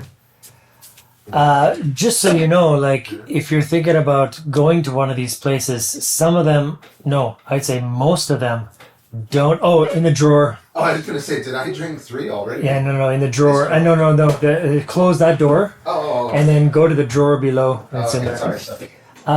So most of these places will not let foreigners in, especially the places where you like negotiate sexual favors and stuff. They won't let foreigners in. That's true. But normal hostess bars will, and you can experience that. And basically, what he's talking about with these, so if you're asking yourself what these women do for the money, they sit around, they pour drinks, they talk, they look good, they wear like really classy, nice Light your dresses. cigarette if you smoke? Yeah, light your cigarette, whatever. And if you ask to dance, I guess, like, I haven't been to a place where they dance, but if you're in a place where they dance and you dance with them, and I think that's Robust Arts had dancing because of a possible communication gap. The mama-san wanted that, more action, because if somebody can't speak Japanese or English, get up and dance. So that's why I think ours had dancing. I see, interesting, yeah. But as far as the places where, it looks like something shady's going on and there's pictures of girls on the wall and, those are places where you could probably go for oral sex or something like that. Those, I've heard, those are... I've heard, right now. Those are... They won't let you in if you're a foreigner, basically, most of them. So if you're into that kind of thing, you'll have to research in advance the place that let foreigners in. And the reason why they don't let foreigners in is because Japanese don't want to be with a girl who's been with a foreigner, because they don't want to compare. And they're worried about diseases. It's it's a bit of discrimination and racism. Well, no, it's not. It's because Japanese typically have way lower level of like diseases than other countries. Syphilis is booming. 10,000 people in these 8 months, when 2013 was 1,000 people in the whole year. Well, that's among Japanese population, not among foreigners. Syphilis is booming here now. Keep that in mind if you are interested in coming over for this stuff. Well, Japanese are kind of, in that way, they're kind of a victim of their own cleanliness, because for the longest time they were super clean, but then the influence from abroad came. Not only that, but you have these Japanese guys visiting Thailand and Philippines for sex vacations and coming and bringing their diseases back to Japan. Well, don't be discriminatory about it. But I mean, I can imagine that's probably true too. But but also they don't like condoms in Japan. Men don't like condoms. But it's ironic that the white guys or black guys are denied entry. But like you just said, their men are going over there and coming over here and going around, whereas we're pretty much here. Yeah. American guys. Well, I don't know many American guys going. They're probably worried about the size, or that girls will like foreigners more because the guys think that foreigners are cooler. Like, even Japanese guys will think that foreigners are cooler than Japanese guys. And that's not my fault. I didn't tell anyone to call me cool more over a Japanese person. So yeah, that's part of their humility too, though. They put themselves down, and they do a lot, don't. Yeah, but I have to admit, I have hardly met a Japanese guy who would say Japanese guys are cooler than foreigners. We have this, right? Some of my older students, people I know who are friends too, as I said, all of them are friends, but say it's because of the war, because America whipped their butt in I the was just war. about to say that. So it's more of like a Confucius, old Chinese style of respecting the person who whipped your butt. You know, I mean, and so that's part of it too, right? These guys were so powerful to whip our butt in the war, and so they must be cool, right? Well, So, not only that, but yeah. like every Mm-hmm. great movie that comes out has fucking Brad Pitt or George Clooney or whatever in it, Yeah. and those guys are cool. Yeah. Like even we think that they're cool. Yeah, It's like, yeah. man, I wish I could look like that. I wish I could be that ripped or Yeah. whatever. But we're not. And then if that is the idea of beauty, male beauty, then an Asian person or possibly even a black person might look at that and think like, well, if that's the standard, I am not Right. anything close to that. So, Yeah. but again, that's not Hollywood like trying to do that or whatever. It's nobody asked to be put on a pedestal. But anyway, it's just what it is. Okay, so how did you learn Japanese? You say you don't read or write, and That's right. I read and write only a little bit more than not at all. Okay. But how did you learn? How did you learn Japanese? Okay. So, I mean, people ask me that all the time. I would not say I'm a perfect speaker. My listening is probably, depending on the conversation content, 4 to 10 times better than my speaking. So I can understand much more than the vocabulary. That's usually I the have case. it. Yeah, right. So right. To lay this all in perspective, I do not read and I do not write because I've never studied Japanese. So I learned Japanese. And the way that I learned it was through teaching English. And so number one, I want to say one thing here. There's a lot of people who bag on English teaching, Facebook and stuff. Oh, you're still an English teacher? It's like, okay, this is very simple, folks. You are getting paid to learn. You're not getting paid to work. Okay, if you keep that in your mind when you come over here, and I shouldn't be telling you, I hope you don't have too many fans, right? You are getting I got my wife in that mentality too. Now she was here thinking she had to be a great worker. I said, no, look, man, you're a foreigner here. You're not Japanese. We're not citizens. Everything that you're doing, she works for a lawyer now, and I'm like, you're getting paid to learn. That's how you got to look. You're going to school, but you're getting paid to learn it, right? Because we're foreigners. You got to learn more kanji, learn more Japanese, learn the ways, right? So I walked around with a B5. We call them B5 here. I don't know what it's called. B5 notebook. Not an A4. Europeans say B5. Okay, B5. It's okay, basically B5. about this big. I walked around with Not a the B5. American. I walked around with a series of B5 noteworks, literally probably for the first 10 years I lived here. Every time I heard a word, right, I would write it down in Romaji, which is the Roman alphabet, which is our alphabet. I would write it down. If it's biru, then it's biru. If it's gurasu, then it's gulasu. That's how they pronounce it. If it's tsukue, then I would write tsukue, tsu, right? And then if I didn't understand what it meant, in my next Eikaiwa lesson, I would go, how do you say tsukue in English? And some people would say desk, and other people would say table. And then that was my lesson. And I'd go, what's the difference between a desk and a table? And I still got my notebook with my pencil here. And they go like, and I'm like, well, in English, and they're like, it's the same. I'm like, well, in English, they're different. Table is something you eat off of, and desk is somewhere that you work at. You got one right there. And then they'd say that word, and right, if it's an adjective, grammar isn't too bad. If it's an adjective, a verb, or something like that, I mean it was something with an opposite, Right. or even a degree, Yeah. as in fat or large, Yeah. or I would ask again. I would be like, how do you say that in English, or how do you say that in Japanese? What's the opposite of that? All in my English lesson. So I'm still teaching English. I'm getting paid. I get paid buku butts because I got here when I was in 1991. I get paid a lot of money. So, and I would learn Japanese and I'd write it all down until I'd sink it in my head. Now, I want to say one more thing that's very important. I have studied Russian for 4 years. I grew up in Germany and I studied German for 6 years. I lived in Arizona, California for a multitude of years. Spanish, I can understand, and even though I can't speak much of a word. My father speaks Vietnamese, Spanish, French, German, and English. maybe even more.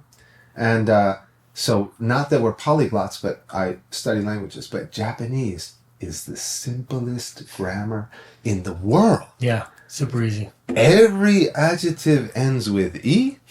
Every adverb, you just put "ku" on that. Atsui, atsuku, yasui, yasuku.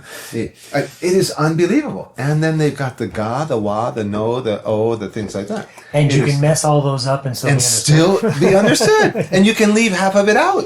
And you can still be understood. Rearrange the order, anything you it's called want. topicalization. As long as the verb at the anything end, right? can become a topic. That's right. So you can say, beer, I drink. That's right. I drink beer. Drinking is beer.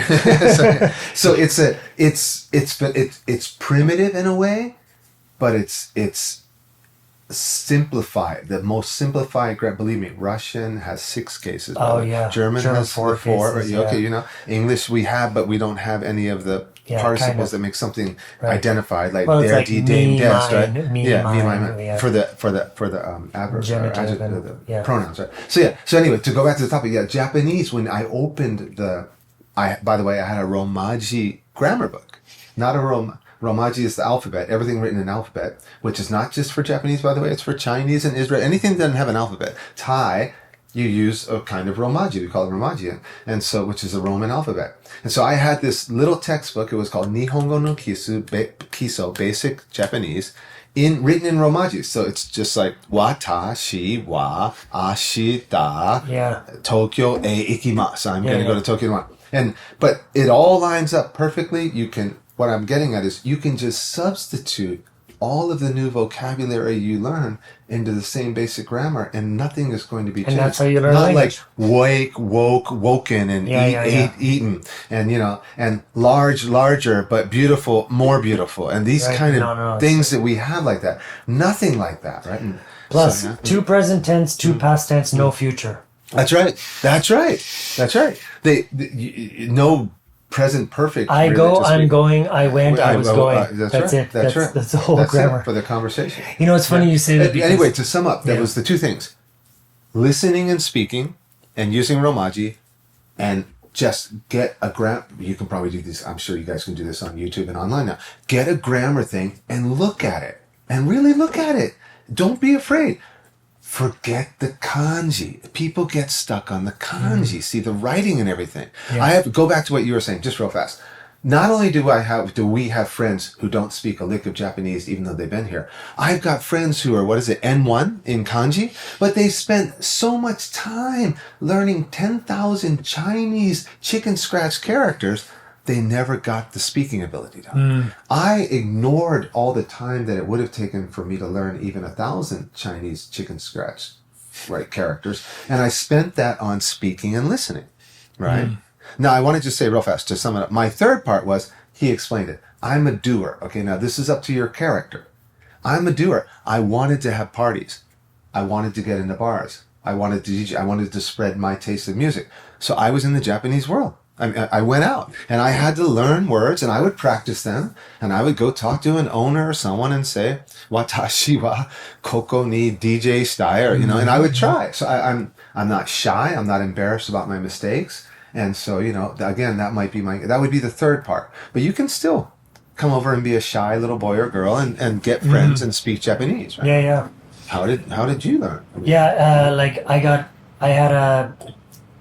I had a textbook. I had a book that I got in Canada before I came here called Teachers of Japanese. And that was basically the same thing. They had patterns. Change the words in the patterns, and you say different things. Yeah. That's it. That's it. And then the opposite or something different, or colors like and things. Right? Yeah. Well, it's like watashi wa ikimasu means I go, and then anata wa ikimasu. Kare wa ikimasu. So it's like saying I go, you go, he goes. So you you just change the person, and then you say something different. But you don't have to change it to goes for he. No. It's still I go, you go, he go, we go. Super simple grammar. And then, like you said, like for me, I came here. I wanted to, of course, I wanted to be a part of Japanese culture and some kind of social life. I wanted to meet Japanese people. Even more so, I wanted to get a girlfriend. Okay. So I came here and I would go out and I would try to talk to girls, and they didn't speak much English and I didn't speak much Japanese, but I had my dictionary out and I would ask them if they'd go out. That means paper one. Yeah, the paper This was one. still Yes, before the internet and iPhones. Yeah. People. Yeah. so I have a dictionary and I would ask. But it them, was you written know, in kanji, coffee, right? Or was it written Romaji. Okay, Romaji. Yeah. Romaji dictionary. Dictionary, yeah. So There all you the go. Japanese is written in an alphabet, and so I would go out with them, and this is funny because I used to hate going to the movies on dates because you're not talking. Like me and a girl going on a date to a movie, and me and you going on a date to a movie, it's the same thing because we're just sitting beside each other watching the screen. Who gives a shit? Holding hands. Yeah, snuggling, well, snuggling. yeah, okay, well, you and I might not hold hands. But, after Should I today, flip my hair? we're becoming a little closer. Yeah. So, but not on a first date. Yeah. I can't hold her hand on the first date. I want to talk because, especially if you have a little bit of a gift of a gab, a gift of the gab, or if you have a little bit of game, or you know how to have a conversation with anybody, guy or girl, you just talk. Women respond to conversations. That's right. And then you can get closer to them. Yeah. But in Japan, I couldn't talk. So I used to do the movie dates. So we would sit next to each other like idiots. But then afterwards, Right? afterwards I would be like, okay, kantoku, yoi, which is not the way you say it, but I was just reading from the dictionary. Yeah, but right? she can understand that. Right. So I would just say Kantoku yoi. yeah, director, good. Good, Yeah. And she would say, so isn't it? I learned actually after a while that Japanese actually don't like to analyze things too deeply. So I was like, even though the language is rudimentary, what I was trying to talk about, it was way deeper than they wanted. They just wanted to talk about like, good movie? Yeah. Yeah. It was good. So Yes. what you might not consider with your family and friends to be deep is probably deep. Yeah, it's that pretty is. deep. I was going to say they don't go deep on things. I don't know if I should say that when you ask me what's a bad thing about Osaka or Japan. That's part of their consideration. Let's see, this is all interrelated. Not to try and make it sound like some mystery cult over here, because it's not. It's just their idea of consideration is not to talk about deep things because you might end up disagreeing. Not only that, but might, just because of their education system, they haven't been asked That's why. true. They have no critical why do you thinking think skills. that? No critical thinking skills. Yeah. I had an English conversation lesson when I first got here, and I had this. Everyone was rich back then, but I mean, a rich doctor who would go to Hawaii every year, and I had another ear, nose, and throat doctor who would go to Italy every year. And for whatever reason, in this particular year, after knowing them for 6 years, the Italian guy went to like Holland. And so I asked him, like, what do you do? Why'd you go to Holland? And he went, he literally, I've known the guy 6 years. He literally went, why? Because I wanted to. And I was like, yeah, but you're not why? getting. It's always a circular like, logic.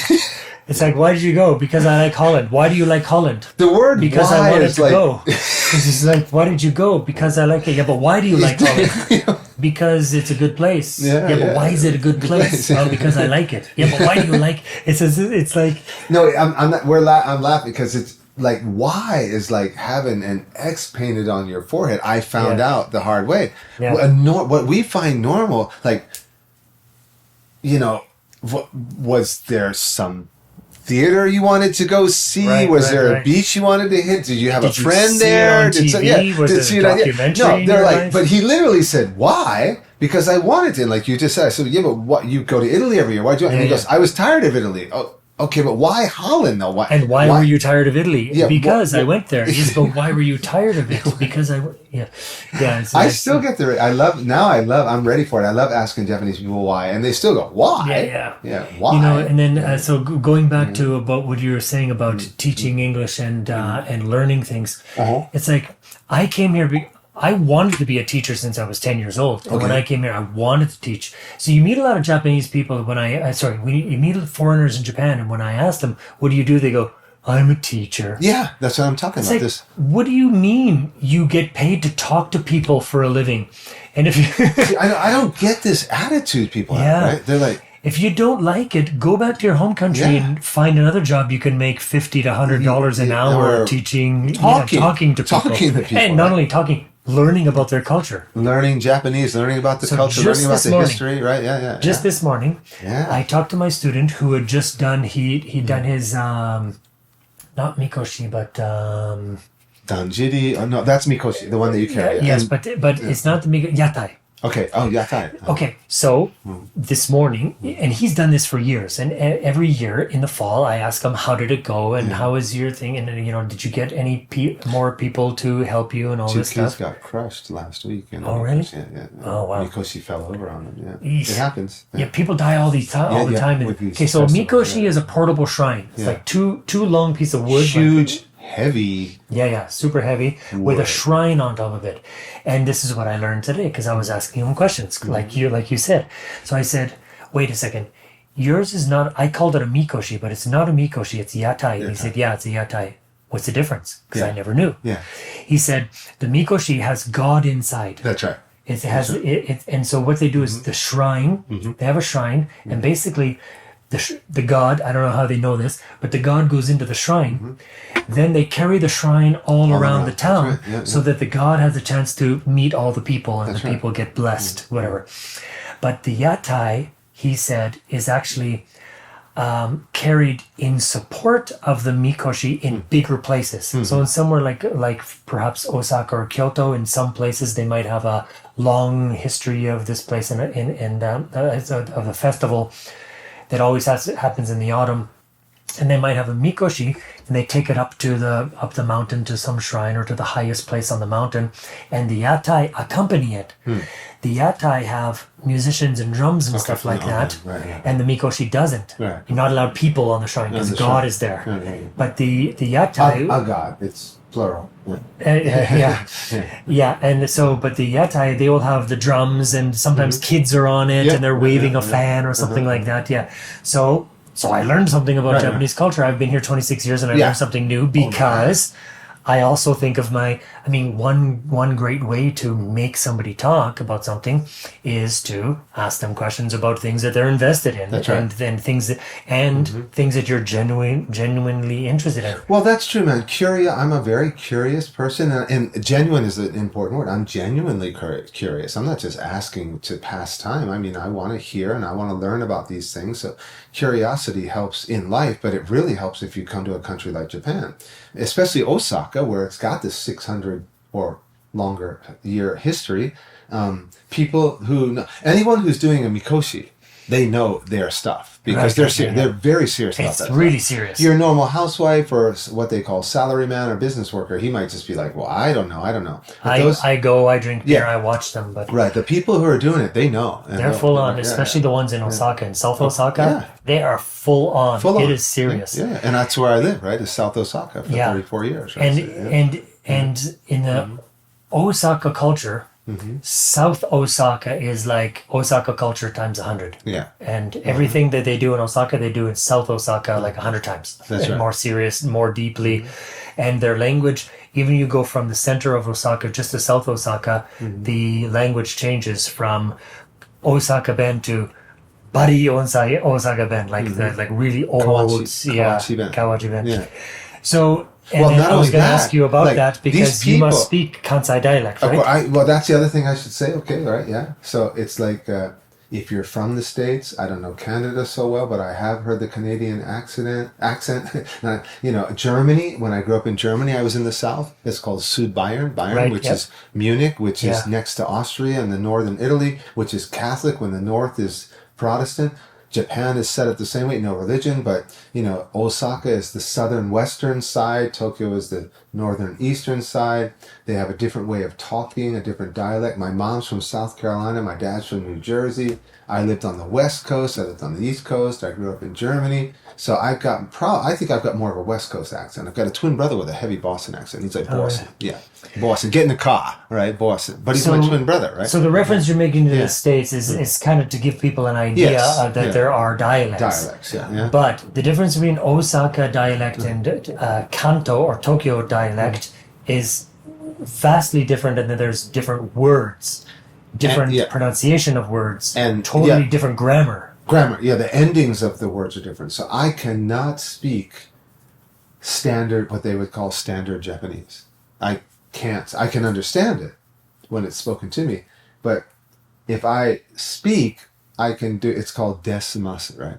Shoujunko. I can't. So if I try to speak it, I'll get one sentence out and I'll go right back to Osaka dialect, right? I actually worked on being able to do a few levels. So I can't speak Kansai-ben that well, but I can speak it a little bit. Yeah.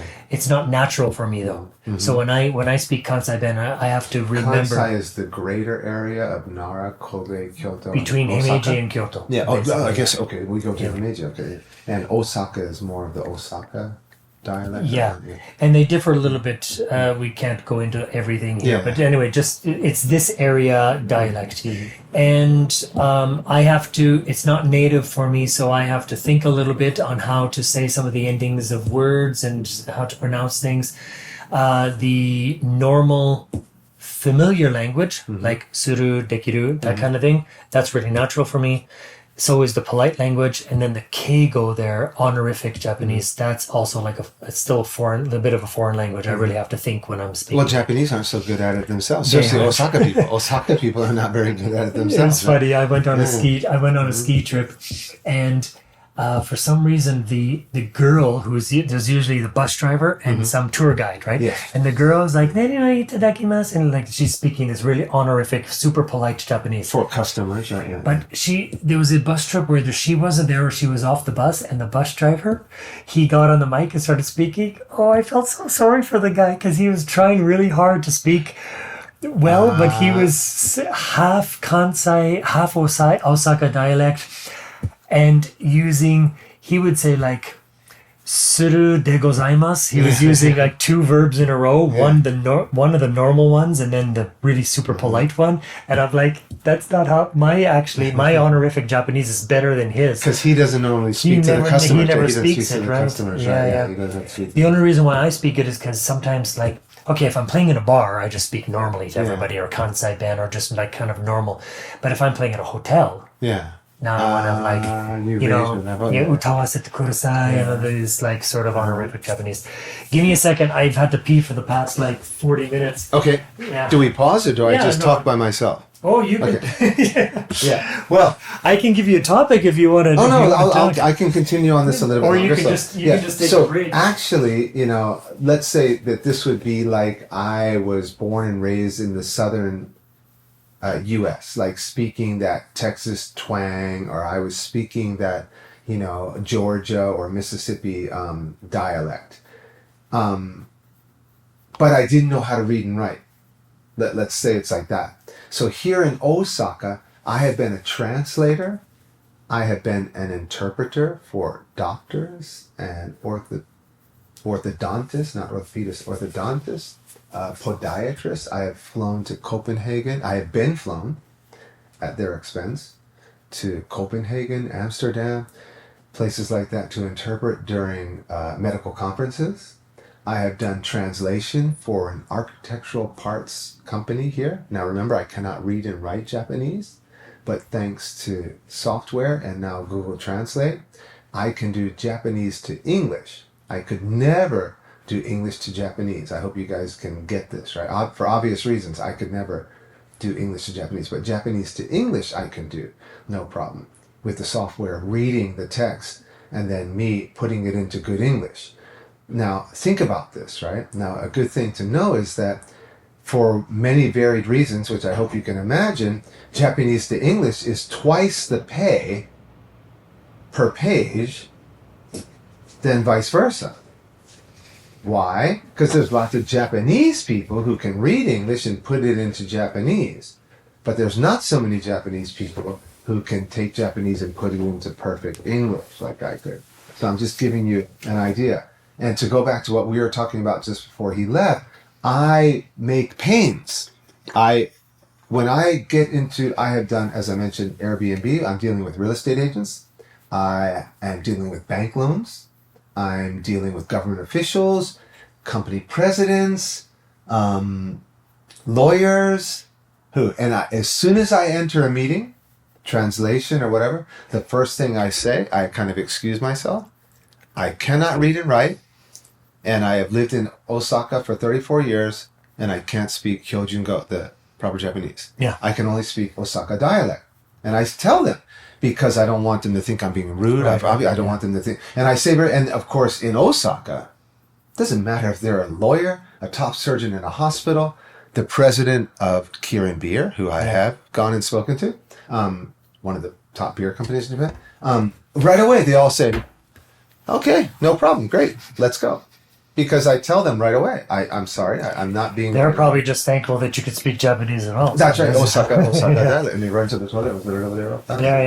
Yeah. I hope we're not taking too much time, are we? No, I mean, I'm happy to talk as long as you want, but I don't even know how long we've been going, but it doesn't really matter. So one thing I want to ask him about is about his company. He has a company called Unbeaten Japan. So it's basically like, the unbeaten path. And this, for nature lovers, is a real kind of hidden gem sort of route, because he knows all these like really great places in nature to go with waterfalls and beautiful rivers, and they go camping and stuff. And people don't realize how much nature there is in Japan. Of all Japan, if you look at a map of Japan, people live in very small areas, just on the very rim of the ocean. There's very little inside except nature. There's mountains and rivers and streams and lakes and stuff like that. And his whole business, one of the main businesses that he does that I most want to give him a chance to talk about, and I want to hear about myself, even though I'm not much of an outdoors person, is your tour company. Very urban. Yeah, you are. I mean, you're down in Kobe, and you've got a very, very nice... You could be in New York right now. You could be in There is purposely not any wood anywhere in here. Okay, that's my design. Kind of like it's glass, metal.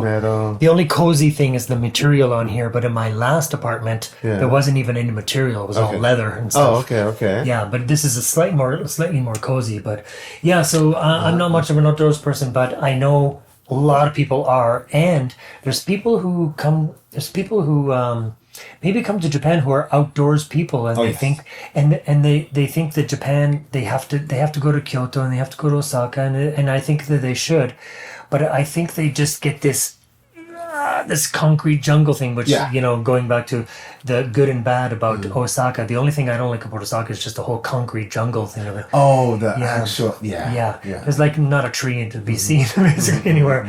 But so I think a lot of people might feel like that, and they might not know that there's opportunities like this to be had. You can go to camping sites and rivers and places, and that the way you do it, to me, because of some pictures I've seen on Facebook, the way you do it seems, and correct me if I'm wrong, seems like just a bunch of people throwing some gear in a car or truck and a bunch of beer and food and going on a trip like anybody. But like if you invited me to go, it'd be the same as if you invited with your customers. That's right. They're paying.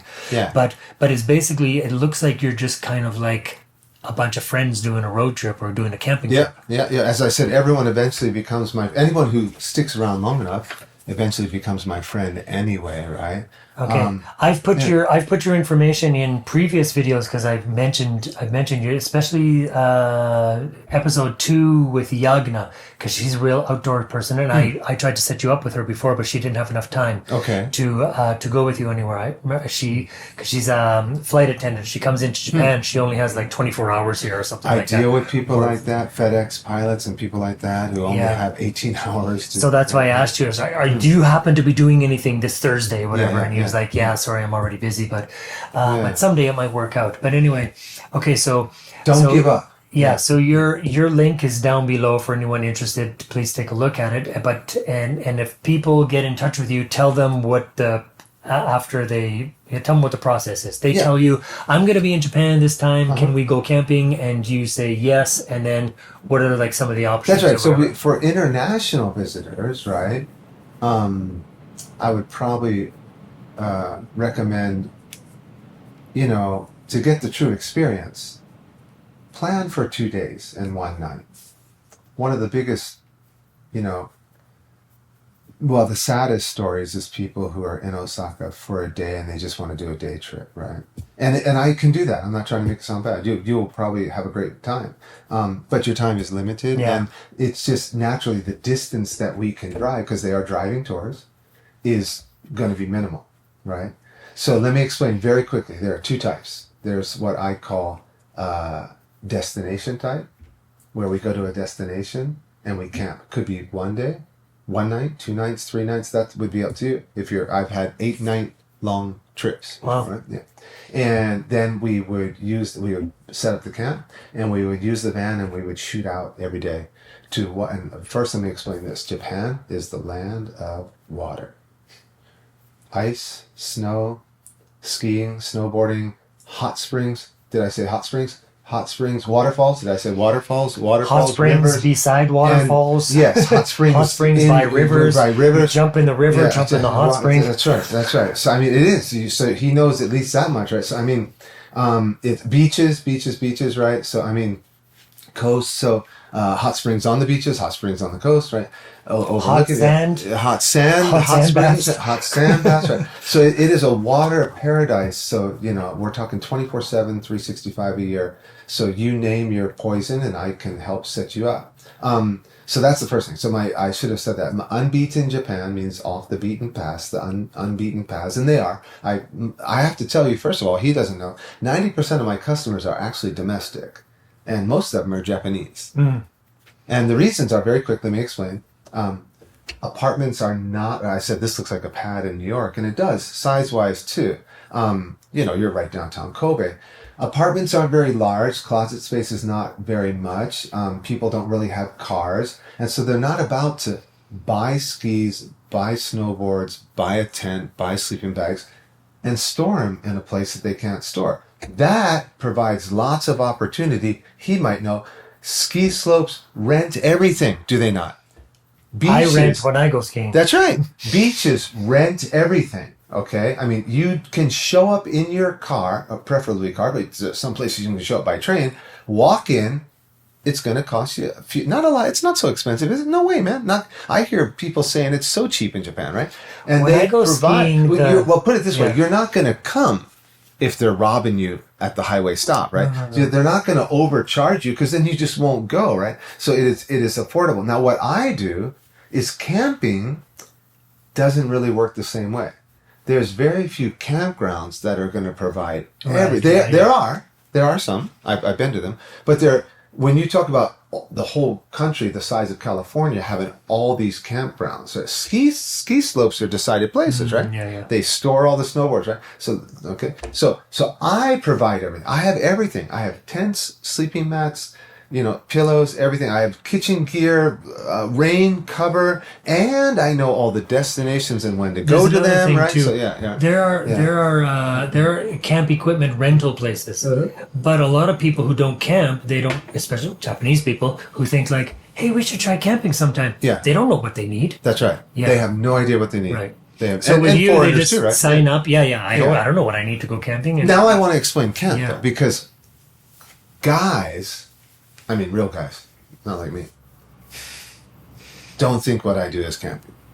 Guys, especially Western guys, want to go into the woods with a saw and cut the wood themselves. Yeah. So, really, for lack of a better word, they consider me to be pussy camping. Now, I consider what I do two kinds. First, I said there are two types of camp. There's two kinds. When I get domestic customers, which I recommend, if you can join on a weekend, domestic customers, foreigners and Japanese, will join, and that's called weekend warrior style. They've been working 5 or 6 days a week. They want to get in the car, where we meet in front of a 7-Eleven, pop the chu-hai and the beers, and start drinking right away. And when we get to the destination, that's what they want to continue doing for the next 3 days, with some swimming in a waterfall and sitting in an onsen. Sure. People who can go on a weekday, they want to see real nature. It's not necessarily about getting drunk or relaxing. So they want to hike. Yeah. My domestic customers often don't want to hike. They want to chillax. They want to relax. They want to sleep, read a book, jump in the water, right? So, but both are worth it, right? So that's the two types of camp. Weekends, if you're here and you call me up and you want to meet locals, which I highly recommend too. A lot of foreigners want to a tourist want to meet locals and party with them, it's a party time. But don't expect everyone to jump up when you say, hey, let's go hike up that mountain. They're going to be like, go ahead, right? But if you can come on a weekday, the opposite side is you're not more likely to meet locals because they're all working. But you will have the place all to yourself. And I'm a hiker, and so is my wife. You can hike and you can camp, right? That's actually a really good consideration. I never thought about that. You have to think about that. Foreigners can meet Japanese on these trips. Yes. Yeah. People with kids, people with the same kind of interests. Because the best things that I do when I go abroad, for example, when I go to Italy and join a boat tour, it's all Italians. That's right. And so I'm on a boat talking in Italian to Italians for 30 minutes until we get to the destination. And then all on the beach is all Italians. That's right. And then, you talk to somebody at the restaurant, what are you eating? And, hey, maybe we should order that. Is it good? And so, that's how you really experience. Of course. That's what traveling is about. That's what traveling is about. Of course. If a lot of the foreigners who contact me are for two reasons, like you just said. They're tired of the concrete jungle. Right. That's the first thing. They get on the phone. They literally call me on WhatsApp. You can call me, and they say, "I saw you on the website. I saw your Facebook or whatever." Somebody told me, "We've been in the cities for 8 nights, 10 nights, 13 nights. We got to get out to nature. Right. We're in Nara right now. Will you pick us up, dude? Yeah, I got the day off tomorrow. I can pick you up. I'm serious. Like, call. Let me tell you about one story. It just happened just last July. A guy from Belgium with his 9-year-old son who loves nature too. So that's the story. He was in Nara, staying at the Nara Hotel. He called me up and he's like, on WhatsApp, and he's like, we got to get out to nature. We're in Nara now. I don't know where you are. I'm in Osaka. Can you pick us up, take us somewhere? There was a typhoon coming at that time. And so it was rainy everywhere. And I will find the one place where it's not raining. And we went to this cool waterfall down south. He hung up the phone, went out to dinner. This was about 7 o'clock at night, probably on a Wednesday night. Went out to dinner. A Russian couple exiting an eatery, an izakaya or something, walked up to them and said, hey, you guys should go in there before they close. We just had dinner there. It's fabulous. And he goes, hey, you know what? I just booked a trip tomorrow. Are you guys off? People tend to be off when they come to the Kansai area. Tokyo's booked up. They tend to have a day off. They were off the next day. They called me up and said, we just met Mike from Belgium. And do you have 2 more seats in your car? Yeah. And I booked a trip like that on a Thursday for a day trip. It was a day trip. They couldn't afford to stay the night. He was going back to Tokyo. They were going up to Kyoto the next day. No problem. I dropped at the Shinkansen station and at the airport on the way back. There was a 1-day trip. Took him to a fabulous waterfall hike. Got a bento lunch, hung out, swam, jumped in the waterfall. Right? Nice. It can happen like that. Literally, it can happen like that. Now, that was not camping. Yeah. That was just a day trip, right? The other consideration is like, okay, the first time you come to Japan, go to the Shibuya crosswalk and go to Sensoji Temple in Tokyo, and then then go to Kyoto and see and Nara and Osaka and Himeji Castle and Hiroshima Peace Museum. Okay, but your second time to Japan, especially second timers, hang out in one place that you liked the first time. Somewhere you got a nice vibe. Hang out there for a bit, and then rent a car, go into the countryside. Rent a car. Call you. By the way, and get advice on what get taken to the beautiful waterfalls. I want you to have a good time in Japan. There have been just as many cases where people call me up or they send me a message and I'm booked that day. And first thing I ask them is, why don't you rent a car? I mean, I'm not going to tell you, no, sorry, I'm busy. No, wait, come on. You're coming all the way over here. I will help you rent a car. I'm in the process of helping a Dutch travel agent herself, coming over with customers, staying 4 extra days, rent a car to go around South Wakayama and south of Osaka. She has no idea how to do it. She can't speak Japanese at all. She's a Dutch travel agent coming over with customers. And she called me up, of course, because she knows that I can help her do it, right? And I can help you, I can give you map markers and places to stay and things to say and stuff like that, right? Don't be afraid of driving yourself. So again, travel agent is not my only business. It never has been. I want you to enjoy it when you come here. I want you to come back. And I want you to come again. And of course, if you use my service, great. If you don't, I will help you. I will facilitate. That's what it says. I'm a facilitator. I will facilitate your time here without me. And I've done that plenty of times. Yeah. So, yeah. And always on these, always on travel sites when I was looking up going to Italy, and then when I look at some Japanese, some content about Japan, people are always looking for the off the beaten path. That's right. The hidden gems. Even and stuff more like now that. than ever, especially after Corona and stuff. People are really looking for it. And because people have come to Japan now 2 or 3 times. That's true. But they're always looking for things that other people haven't done. That's right. This is the thing other That's people true. haven't done. Yeah. I even haven't even done it yet. Well, And including should. Japanese though. Like I said, I've been doing this. It's my hobby. It started as my hobby. Literally. I mean, I would take trains when I first got here to wherever I could go. We had paper maps back then, believe it or not, with those little squares on them that say ABC. That's what and I I was- learned the I was kanji driving. for waterfall, taki. Right. And I took a highlighter and I would go through every square on the map of wherever I was and I'd mark taki and then I'd see if a train line went there and I'd go to it alone, on my own, and I'd swim in it. Right? Japanese didn't swim back those days. Now they do it. They didn't at those days, right? 30 years ago. And even still, Yeah. it's very rare. Yeah, even it depends. Japanese won't go with their bathing suit and Now they go jump with in. rash guard and all this stuff, and they're putting on hats and goggles and sunscreen and mosquito nets and wasp nets and everything, and they jump. They look silly when they go in. But yeah, so that was years ago. Now Japanese are getting more keen to camping, but they do it for the gear. And you can tell they do it once a year. I mean, you can tell when they do their setup. They're here. This is a once a year family thing. They're not doing it every weekend like I do. I'm going this weekend. I'm going next weekend. Next weekend is the final camp. That's another thing. Real fast, can I say? The season for camping, and this is not like extreme stuff, is from May 1st until November 1st. I'm not kidding you. The season here in Osaka, Kobe, Wakayama, southern Japan area is long. And I'm talking every weekend is a possibility, or weekdays if you're a foreigner coming from another country, right? So, I mean, it is a long season, and you are not going to freeze your butt off. We're going this weekend and next weekend, which will be the 1st or 2nd of November, and it's a 3-day weekend here. That'll be the final one. If it's a you're long Canadian season, right? and you're and you're camping in Japan at the beginning of November, you need a light jacket. Yes, bring your swimsuit. The ocean temperature does not change that fast. We'll jump in the Pacific. We'll jump in the Japan Sea. Oh, real fast, can I say one more thing? You can say as much as you want, man. Look at the map. We're in Osaka and Kobe. Look at the map. Japan is shaped this way. And the main island that we live on like a banana. but it also has this wasp type juncture here at Osaka Bay. Yes. From Osaka City, where we're sitting in Kobe, even from Kobe, it's a 2.5 hour drive to the Japan seaside. It's a 2.5 drive down to the Pacific coast. I mean, past the bay. You're going to see that big bay right in there with Awaji Island and Shikoku. It's like this. Yes. Kobe's here, Osaka's here, and Wakayama's there. down here. And the Japan Sea is Japan Sea right is here right at the top of Kyoto and Hyogo. And so, if it's raining down south, we go north. If it's raining up north, we go down south. If it's raining everywhere, we go to hot springs. Hot springs in the rain and the snow. That's what they're made for, as long as you got some beer. There's nothing better than a drink in a hot spring while it's raining or snowing. Oh. I mean, you heaven. cannot go wrong. I have camped in the most recent typhoon. We camped on the Japan seaside, in the one that was just now in August or whatever, or maybe September.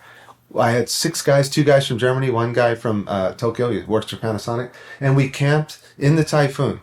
And another thing is it's the land of convenience. That's why real guys call my stuff pussy camps, because and that's why they call it Kobini. There's running water. There's little, not supermarkets. There's countryside markets. There's gazebos. I mean, these roof structures they have even in parks in the city. You got a roof structure. If it does rain, you hang out and just have a barbecue in the gazebo. I mean, it's just, you can't go wrong. There's very little that could disturb your time. Even if you were to book it a year ahead of time, don't worry about it unless it's a Fukushima type earthquake or something. I mean, really, nothing's going to cancel it or interrupt it. You can still go do it. It's the land of convenience. And typically every day in September, October, May is sunny and clear anyway. Oh, yeah. I mean, from May all the way around to October, typhoons come, but I've camped in more than one typhoon. Right, by the way, right, and no problem. Especially when so June is rainy season, but even still, like you said, you can avoid it sometimes. Yeah. You want to give up your favorite eatery? Oh well, yeah. I mean, that's not hard for me to do.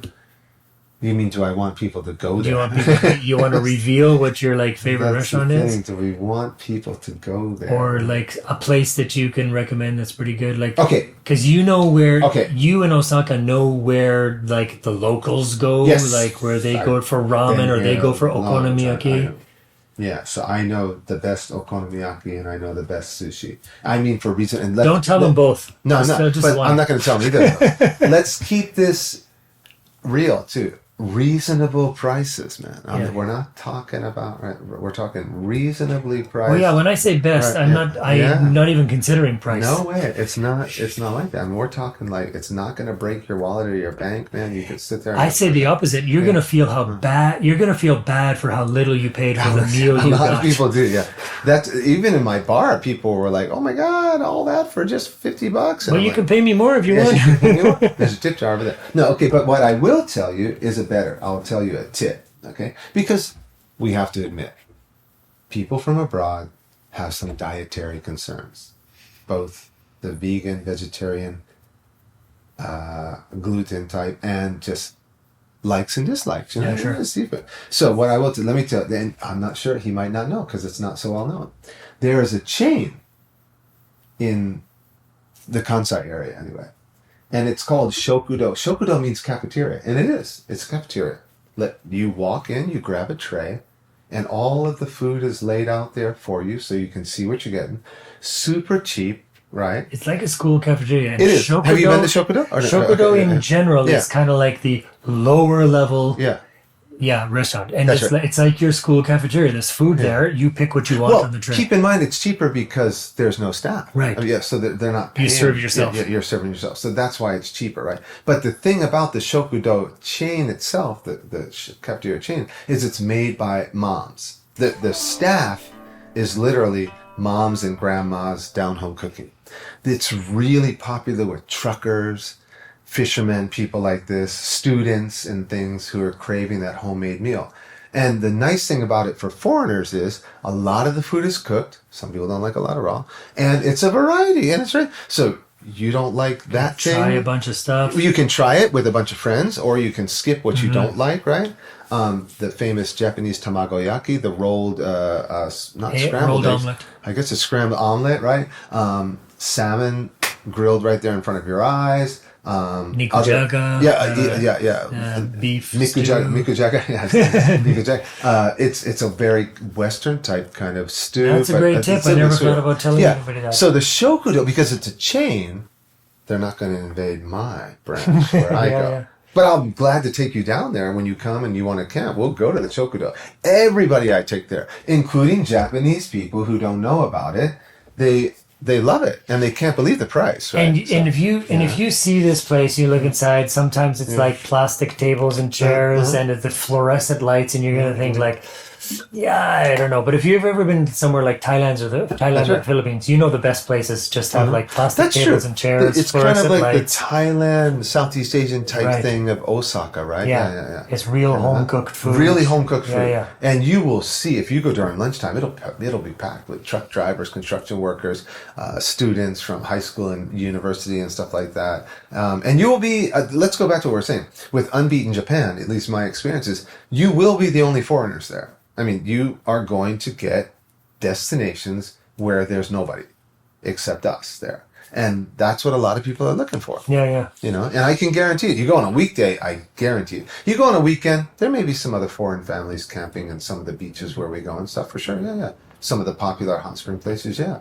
But they're not going to go everywhere that I take you. They're not going to know. Just check out some of the pictures on his site. You'll get an idea of the. I wanted places to you mention can that. take Thank it. you. Yeah. I mean, and I want to say one more thing. I've never once had a professional photographer. I'm not a guy who's proud or boastful, but look at my website. All of the shots that you're going to see on there, and there is a gallery of shots, were taken by people's iPhones and cameras over the past 30 years. There's no setup. Those are all happy snappies, as we call them in Australia. Nothing has been set up or on a tripod or with a big lens camera. Go look at how photogenic and beautiful Osaka area really is. Go look at it. Check my website. There's not one professional shot on there. They're just like, bing, And I've got thousands more in my hard drive. I was impressed by a lot of the places. That's The why water is so clear. Yeah, that's why I recommended my friend to go with you at some point. I will guarantee you rivers 4 meters deep where you can get up on a rock and jump off, but before you do look down, you will see every pebble and stone on the bottom of the river 4 meters deep. I'm not kidding you. No, I believe crystal it. clear water, right? Even just in Kobe, there's rivers Cobalt like blue, emerald green. Yeah. Yeah. So going back just to touch that to the restaurants, great advice. And I saw this YouTube video.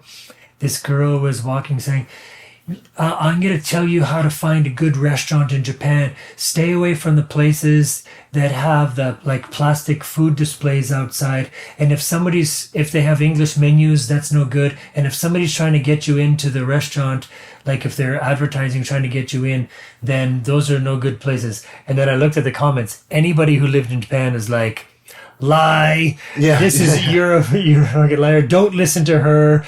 This is insane. She's trying to act like she knows something that no. None of that's true. None of that's true. None of that's true. Are you listening? Yeah. None of that's I've already true. said this on a podcast before. Sorry. I think I have, but you know when you're going to the station, you see somebody lost looking at the train schedule or whatever, and you just you give them a hand and say, right. Hey, you guys speak English? Yes. Where are you going? Kyoto? This train.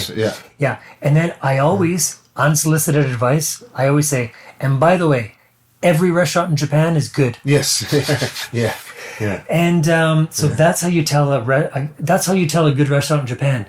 It's open. Yes. Yeah. Because if it weren't good, they'd go out of business. Okay. This is especially, again, I can only speak about Osaka, but I do know it's a rule about Osaka. It is what they call word of mouth, kuchikomi, and uwasa, rumor city, especially about food. And what he said is exactly right. If the restaurant is no good, the rumor will spread so quickly that the local population won't support it and they'll be out of business in 6 months. And that was not a good place. If there's a line in front of it, not just foreigners, don't be betrayed by the foreign tourists lining up in front of the place because it was in a manga or an anime movie or something like that. If there's Japanese lined up in front of it, it's going to be good. If you got time to wait, you're going to get good food. Now, to go back to the topic about international travelers, if you don't like fish and fishy things and you're on a vegan diet or you've got anaphylactic shock from gluten, it's best to check with some locals. And there's websites now. I heard there's vegan websites that support Japan now. Okay, but if you're a person who's adventurous, I don't like to use adventurous either. Curious. Because you don't have to be adventurous. You have to be a little It's not that big of a deal. For some well, some things. Raw chicken. Raw chicken. Have you had raw chicken yet? Yeah. Raw chicken. Many times, yeah. And, raw chicken. I mean, you might have to be adventurous. Eel liver soup. Okay. Yeah. But it's not China. Whoops. I shouldn't say that's racist too. That's not racist. China's not a race.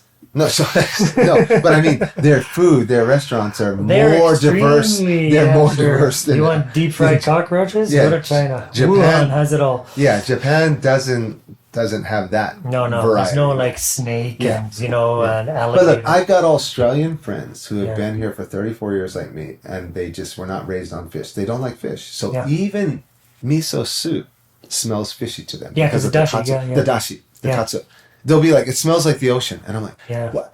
Can you smell that? Right? And so they're so sensitive ingrained in their brain about fishy. No, and by the way, what I said is, if the restaurant is open, it's good. Yes. It may not be great. Yes. But it's going to be good. Yeah. And what do you know about Japanese food anyway? Yeah, that's true. So, what do I know about Japanese food anyway? I haven't lived here my whole life. Yeah. Okay. Prince Hotel in Shinagawa. This is Prince Hotel, top floor, 30th floor. There's a sushi restaurant up there. And my junior high school friend from Germany went on to become a producer. You guys might know this stuff. I haven't been in the States in a while. But the ice road thing in Alaska. Oh, yeah. Okay. My buddy from junior high school became a producer for Discovery Channel. Oh, yeah. For Disney Channel. For Animal Planet. And all these things. We're talking Emmy Awards. Killing it. Yes. His wife was a multi-millionaire. She started a home delivery food service way back before any of this Uber stuff started. She's from Taiwan. And he came over to Japan. He's a busy guy. He didn't have time to come to Osaka. I said, we're talking about food here. This is important. I want to take him out for some food. This guy's been all over the world. If you can, his name is Kevin Mo. I'll say his name. You won't know. Kevin Mose. Check him out. He's a producer on all of these huge TV channels, all these TV shows that a lot of you may have seen. And so he came over. He's based in Washington D.C. a lot on the East Coast because that's where all these channels are. They're not in Hollywood. Documentary stuff. So we go to Prince Hotel where he chose to stay, and he wouldn't come to Osaka. He didn't have time, so I went to see him on the Shinkansen. We go up to the top floor. We're eating sushi, dude. I know where this is going. As soon as I put it in my mouth, I was like, "Fuck! Why couldn't he come to the place I'm not going to tell you about? I'll tell you about where I get my sushi with my wife. She is a sushi freak, my Chinese wife, right? And I'm like, oh my! The first thing that went through my brain is, man. For probably 1/3, 1/5 the price, I could have taken him to this place and the Shoten guy next to the board. And man, and so we go through the whole meal with this sushi, and I'm just sitting there, going, oh my God. And I didn't say a word. We're talking about old times. And then before the bill even came, he goes, I get better sushi in Washington, D.C. And I said, fuck, thank you, man. I wanted to say something all night because, sorry, did I just peek? Yeah, you just peeked. Oh, sorry. I didn't mean to peek. Okay. Because I was just like, man, I wanted to say something. And, it's, if I could take you to just my favorite place in Osaka. Is it still recording? Is it okay? Yes, it looks like something strange is happening in that it is... Can you all still hear us? It looks like it's recording over something, and I hope this is all okay. Do we have to turn off the mics and turn it back on real fast? Okay, I'm just going to start recording again from here, and let's hope that everything we recorded is under there. I don't mind coming back. But that's up to you, of course. Right? No, we'll see. If at all, we'll use that audio. Oh, okay. If everything else fails, I'll work some magic if possible. Okay, so I'm sorry. It's okay. So he's like, I get better sushi in Washington. And so I was biting my tongue the whole time, and I don't regret much either. But wanting him to come to Osaka and just I know a place I could just take him that. Right downtown, and he would be blown away by the real sushi. Well, we've talked about it on this show. Like even the kaiten sushi places, the conveyor belt sushi is better than whatever sushi you're eating back home. Like with some exceptions, it's better than whatever you. Well, there is one caveat here too, because they've got that westernized sushi now, and now they've kind of been brainwashed with that sushi. So then they come over to us. What is real sushi for them is like what? Eel and all raw fish. There's no cornflakes in there. I don't know what's in there. Chocolate sauce, or there's no hamburger. Or something. There's hamburger nowadays, but there's hamburger by the way. And eggplant, right? Steak, fried chicken. And I just went recently. Piece of rice with a nice fried shrimp on there. Steak, fried shrimp, and it's good too. I mean, it's amazing. It's good. We're white guys. I mean, I love that re-import. What do you call it? Redone Japanese food. That fusion stuff. I love it too. My wife is foreigner. She loves it too, man. We've talked about that. I mean, if it's good, it's good. It's good, right? And the thing Japanese people do best is they take whatever you've invented in your country and they perfect it. That's right, and they make it better, right? Yeah. Better sauces, more mild flavor. Exactly. Right?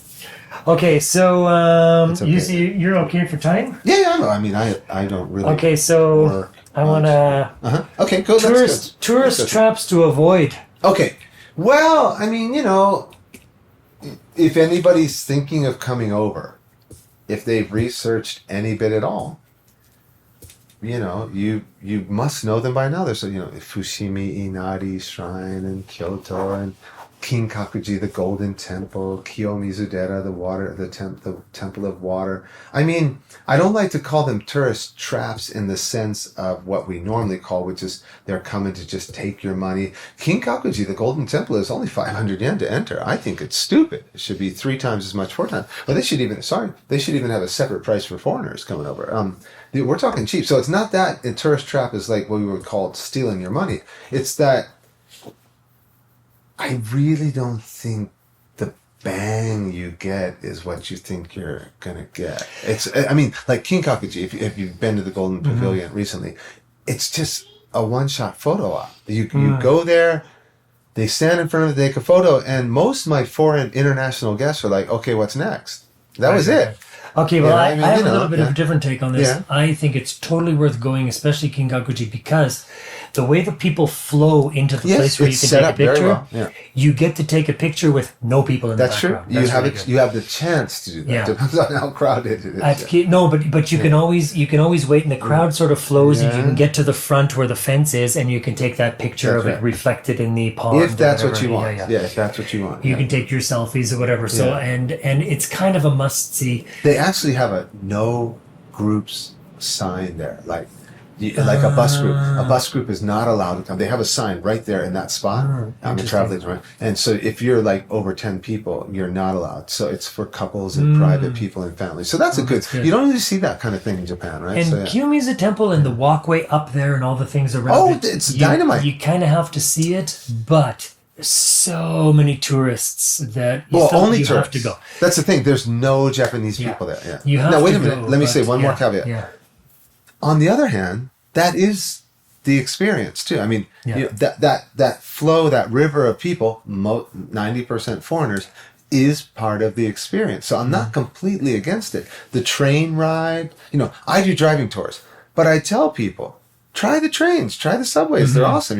I don't need to drive you to every convenience store from your hotel, right? I mean, it's part of being here, right? Some people poo-poo that right away. So yeah, so the caveat is, that is, the river of people is part of tourism in Japan. And I've heard it's Barcelona nowadays, Athens, everywhere. What I do is I just input in my head. Yeah. There's going to be a river of people. It's an ocean of people, and they're going to be packed in. And then if you input that, then you're not going to be disappointed. That's at right. least if you think like, oh, I'm going to get this empty street in the morning.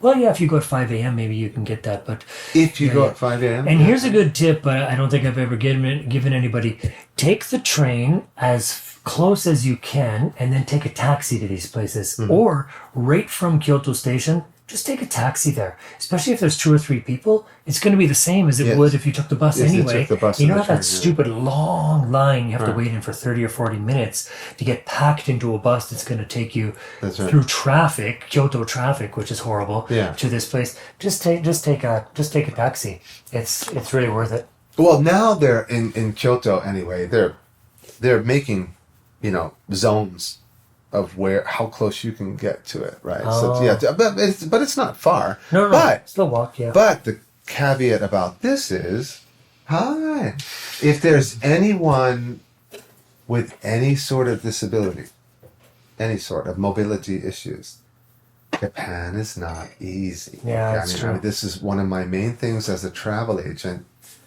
Wheelchairs down to canes or things like that. For example, most of the famous temples use gravel as their landscape. I mean, not the stone gardens that you see where you walk. I mean, gardens. Some of the most beautiful gardens in Nara, the entranceway is all gravel, and I have dealt with disabled people in wheelchairs, and you can't push the wheelchair through there, and it's hard to walk. So if you have anyone, grandfather, someone with that kind of physical, maybe not a limitation where you live, but might be a limitation here, call me, right? Because I actually have a good key on wheelchair, so you don't have to bring your wheelchair over. I can get wheelchairs very cheap here, very cheap. I'm talking like 600 yen a day. You can get a wheelchair. Wow. Yeah, I'm a traveler. I can get these kind of things, right? So, but yeah, and then I could set up an itinerary for you where you don't have to, you wouldn't even notice, because you just don't go to the places where that is. You go to the places where you're able to go. So that's an important thing too. I think the only thing I would suggest as far as tourist traps is don't let yourself fall into the trap of going the Western way too often. Stay away from the McDonald's, even though Japanese eat McDonald's. A lot of people can't do No, that. I know, but I mean, I've had guests where after 3 days they're like, "Where's no, McDonald's?" you need a break sometimes. Yeah, I understand that. After 3 days, But what I'm talking about is not like okay, you've had your break. Now go back to the Japanese food. You don't keep going, or at least find a Japanese Italian food chain or something like that, you know? You can have Italian food, but it's kind of Japanese style. Yeah, By the way, it's amazing fusion pizza here. Yeah, fusion. Yeah, Something like that. So, yeah. not too many tourist traps. Just I in really places like what USJ Japanese and Disney, do with Western those food. things, Yeah. like those places are not Japan. Well, But they are USJ fun. is I mean, that's the attraction for a lot of Southeast Asian and Right, stuff. yeah. People like that, they want to go for that. But Japanese fusion food is awesome. Yeah. When I first got here, there was no cheese. No cheese. But now, man, they do all kinds of things with cheese. For example, right? Yeah. Obviously Italian food, you can get it a very Japanized way and stuff like that, right? Yeah, a long time ago, Yeah. one of my teachers when I was getting my TESOL certificate, she had taught in China, and they were threatening to fire her, and she said, "Ooh, I'm scared. Send me back to the land of milk and cheese." I can imagine. Okay, Yeah. go ahead. Okay. I think we talked enough about unusual experiences in Japan. Oh, I got tons of unusual. Yeah. Okay. Well, maybe we can hit it later. First, Yeah. cultural differences. Well, So you've been back, right? You've been back home. this is my home now, but yeah. That's what I feel. I've been back to the Because States, now yeah. this is my home. This is right? my home, right? Yeah. But when I go back, I've had some we call reverse culture shock. Like after you're here for a while, you get acclimated to Japan, and then you go back and you go, "What the fuck is this?" In wherever you're from, Newark or Toronto or Texas or Buenos Aires. So what about you? You have Well, my biggest one was when I first took my wife back through San Francisco. I used to go to Arizona where You my need another parents. beer? No, that's okay. Where my parents are still alive, but so I end up in Arizona, right, to see my parents. So I go back through LA or San Francisco or something like that. This time we went through San Francisco, and we stopped off at a Japanese foreigner couple.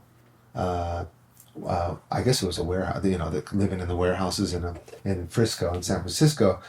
They had come from Osaka, and we go to stay with them for one night. 2:00 in the afternoon on a Sunday. I'm taking my new Chinese wife, who's very pure and innocent, by the way. Chinese people are they're not, it's not a matter of brainwashing, it's a matter of no information. I mean, doesn't know who Elvis Presley is to go to music Beatles. She doesn't know Hollywood stars. They don't know. They just don't know anyone. She's so pure and naive. And man, for me, this is the reverse culture shock. And I'm a guy from the States. And so this was probably about, 10 years ago. And so when I was about 50 or something, so she's about, 20 or 30. 20. So we get out of the subway stop from the airport to go up and meet my friend. He was waiting for us there, and then walk to his warehouse. Okay, first of all, it's 2:00 on a sunny Sunday afternoon, probably not midsummer, but close to it. Not only is everyone strung out on whatever, and I mean everyone, America, at least in San Francisco, really is non-discriminatory. We're talking about black big men, black small men, white men, white women, teenagers, and I mean they are zombified on the streets of San Francisco. Yeah. Whatever. But this is the kicker. This is my culture shock. Now, I had not seen that kind of drug use because I've been out of the country, but I've heard about fentanyl, and what was the one before? Meth. Yeah. So I told the people I missed the meth thing, and I missed the fentanyl thing. And so, of course, she's freaking out. They really look like zombies. I'm not kidding. They're just standing there going, and I'm trying to do my best impression. Or they're talking to someone who's not there, and or talking to each other. And I'm not a fearful person, but it's creepy. I don't think they're going to stab us or something. My wife was freaking out. My friends from San Francisco are walking through like a Sunday afternoon, which it was, right? This is the kicker, though. A converted ambulance pulled up right when we got there. And I'm saying it's converted because it was converted into a toilet car. And so the way San Francisco City was dealing with this, I found out from my friends, was they converted ambulances into toilet cars because the main issue with these fentanyl people or whatever was they were pissing and shitting on the doorsteps of businesses. So the city made toilet cars to come out and herd them in there to pee and poo to not offend the business people. And then, of course, And they don't Yeah. want to get the people off drugs because they don't want to offend them somehow. Yeah, with their woke whatever thing, right? Yeah. And I was just like, man, this is. And my buddy, of course, who had come from Japan, agreed. This That's like a is different insane. planet. This is insane. Insane. And I'm not a right wing MAGA, Christian. That is insane. And that was my first like encounter concretely with wokeness, right? An ambulance converted into a toilet car to take away their pee and poop. If you have any sympathy, Instead of picking them up and taking them to a Right.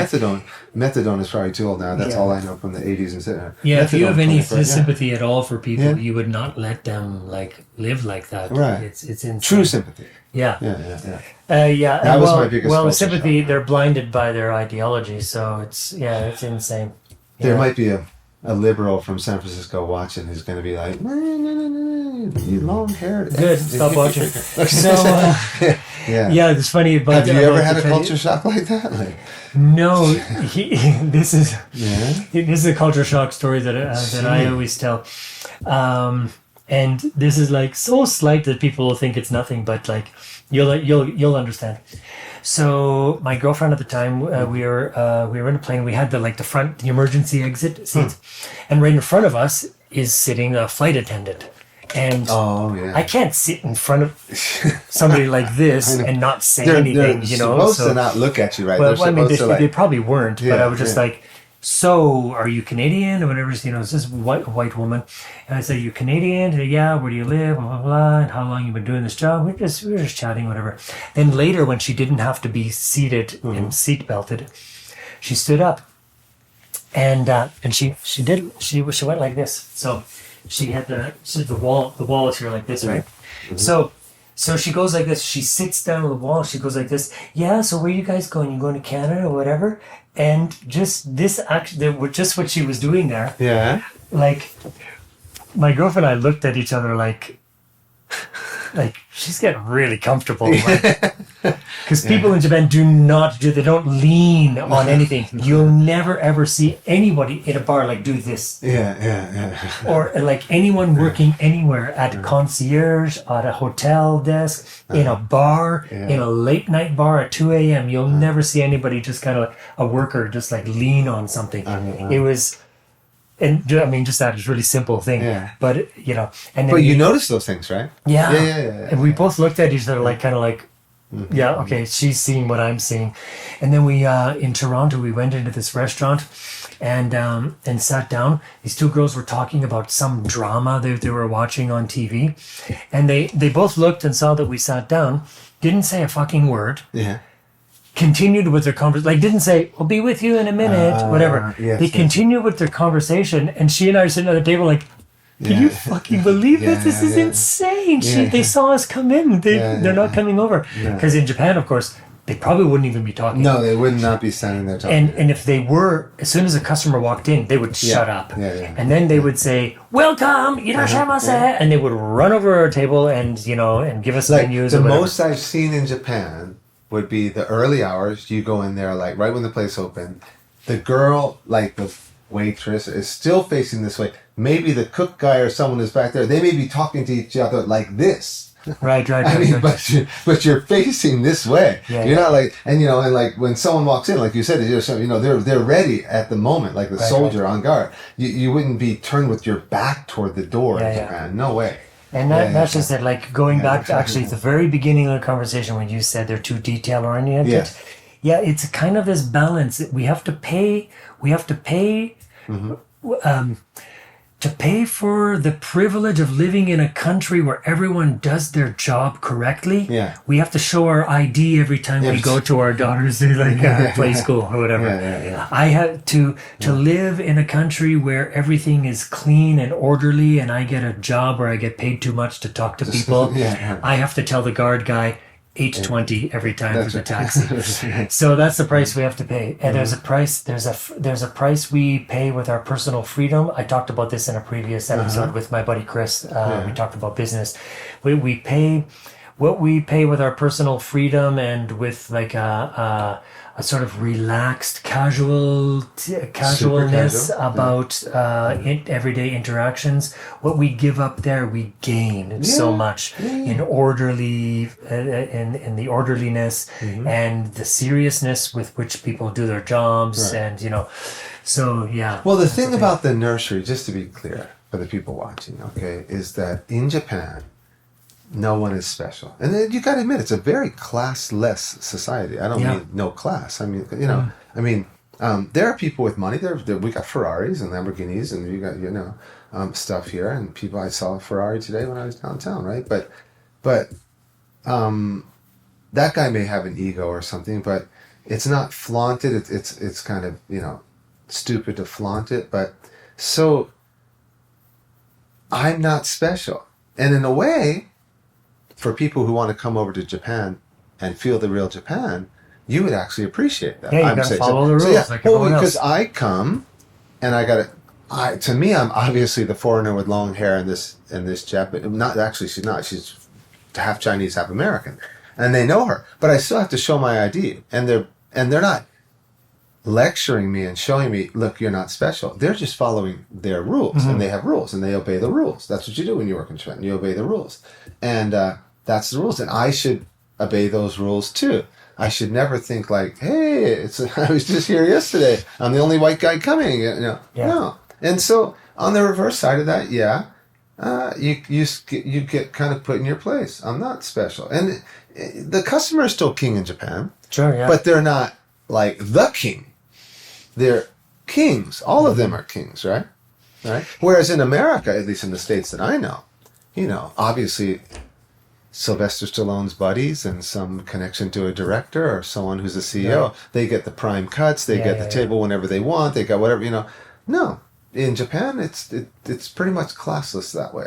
It doesn't work that way. A friend of mine said that, like this Kenyan friend of mine, she said, one amazing thing about Japan is whether you go to the supermarket or go to some store, like you want to try on some pants at Lululemon, whether you're wearing a tracksuit and dirty shoes or you're wearing Gucci, that's right. They treat you the same way. Exactly the same. You go to the supermarket, you get to people will invite you like, oh, welcome, irashimasu, and they call you they use polite language all the time, no matter what you look like. And she said, in Kenya, you are treated by the way you look. That's right. If you look low class, they treat you low class. If you look high class, but I think in the States it's the same. I was in LA, I was in Melrose and Beverly Hills and stuff, and so I would walk into a store. I actually was wearing long pants, I think, at that time, but. No. Yes. I had long pants at that time. I don't anymore. I don't think you own any. I walked into a place just trying to get directions, but immediately the staff came to the door and said, "Can we help you? What are you looking for? Are you lost? Like you're not supposed to be here, right?" And I was just like, "Fuck you guys, man, come on." But now I do want to say as another caveat, if you enjoy what that might be called as privilege in the States, you're going to be eating some humble pie here in Japan. You're not, if that's what your enjoyment is, going to your restaurant and being treated well because you got a Ferrari, or you've got certain money, or you got a certain status or job, that bubble might get blown here in Japan. And I've seen that. I deal, as you can imagine, I hope you can, as a driver in Japan for tourists. Just to put it in perspective, we're talking about $1,000 a day for that service, because otherwise you're riding the trains. I get wealthier customers, right? And so I've seen guys on the first day said, "I'm never coming back to this country again." He wanted his steak his way at this time and this way, and why couldn't someone run out and buy what it was he wanted to as an accoutrement to his food? And I was like, "Welcome to Japan." Yeah. Right? So and there are people in Japan, like one of the richest guys I've ever met in Japan, he mostly wore his work overalls, even though he's president of a construction company.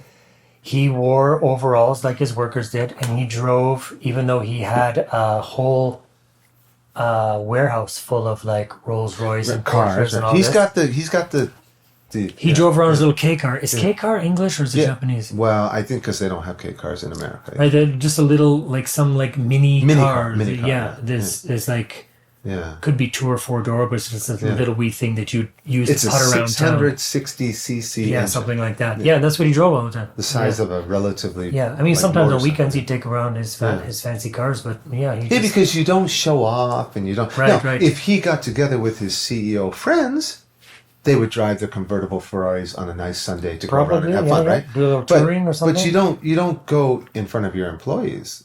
But do you know that joke in America where the employee walks up to the president of the company, and says, "Man, that Lamborghini is amazing." It's like, well, if you work really hard and you try your best and you come in on time, you do everything, maybe I can buy another one next year. Yeah, exactly. Yeah. So, okay, so the moral of this podcast is you're nothing special. Well, don't come to Japan. We don't want you here. Well, we want you to come and spend your savings and your...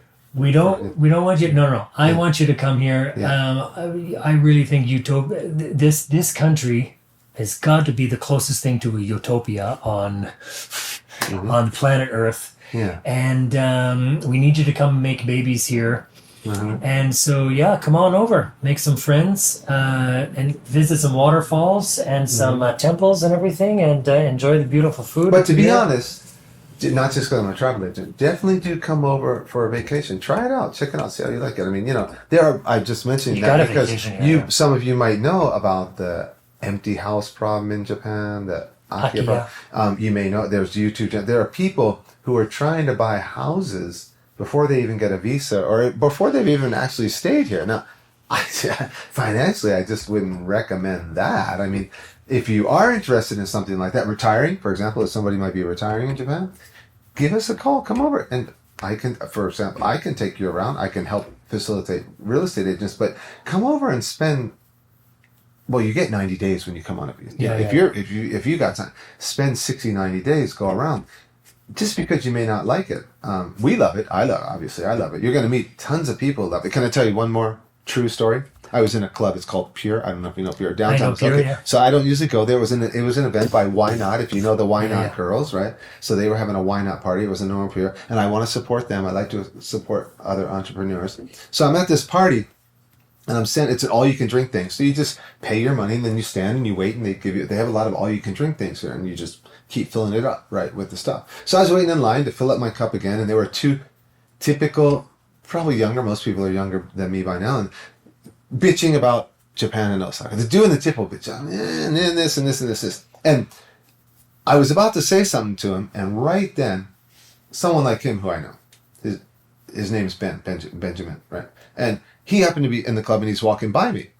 And so I wanted to use him. He's a friend enough of mine. And these two guys are bitching. And I just looked and I went, Benjamin, these two guys are bitching about Osaka and Japan again.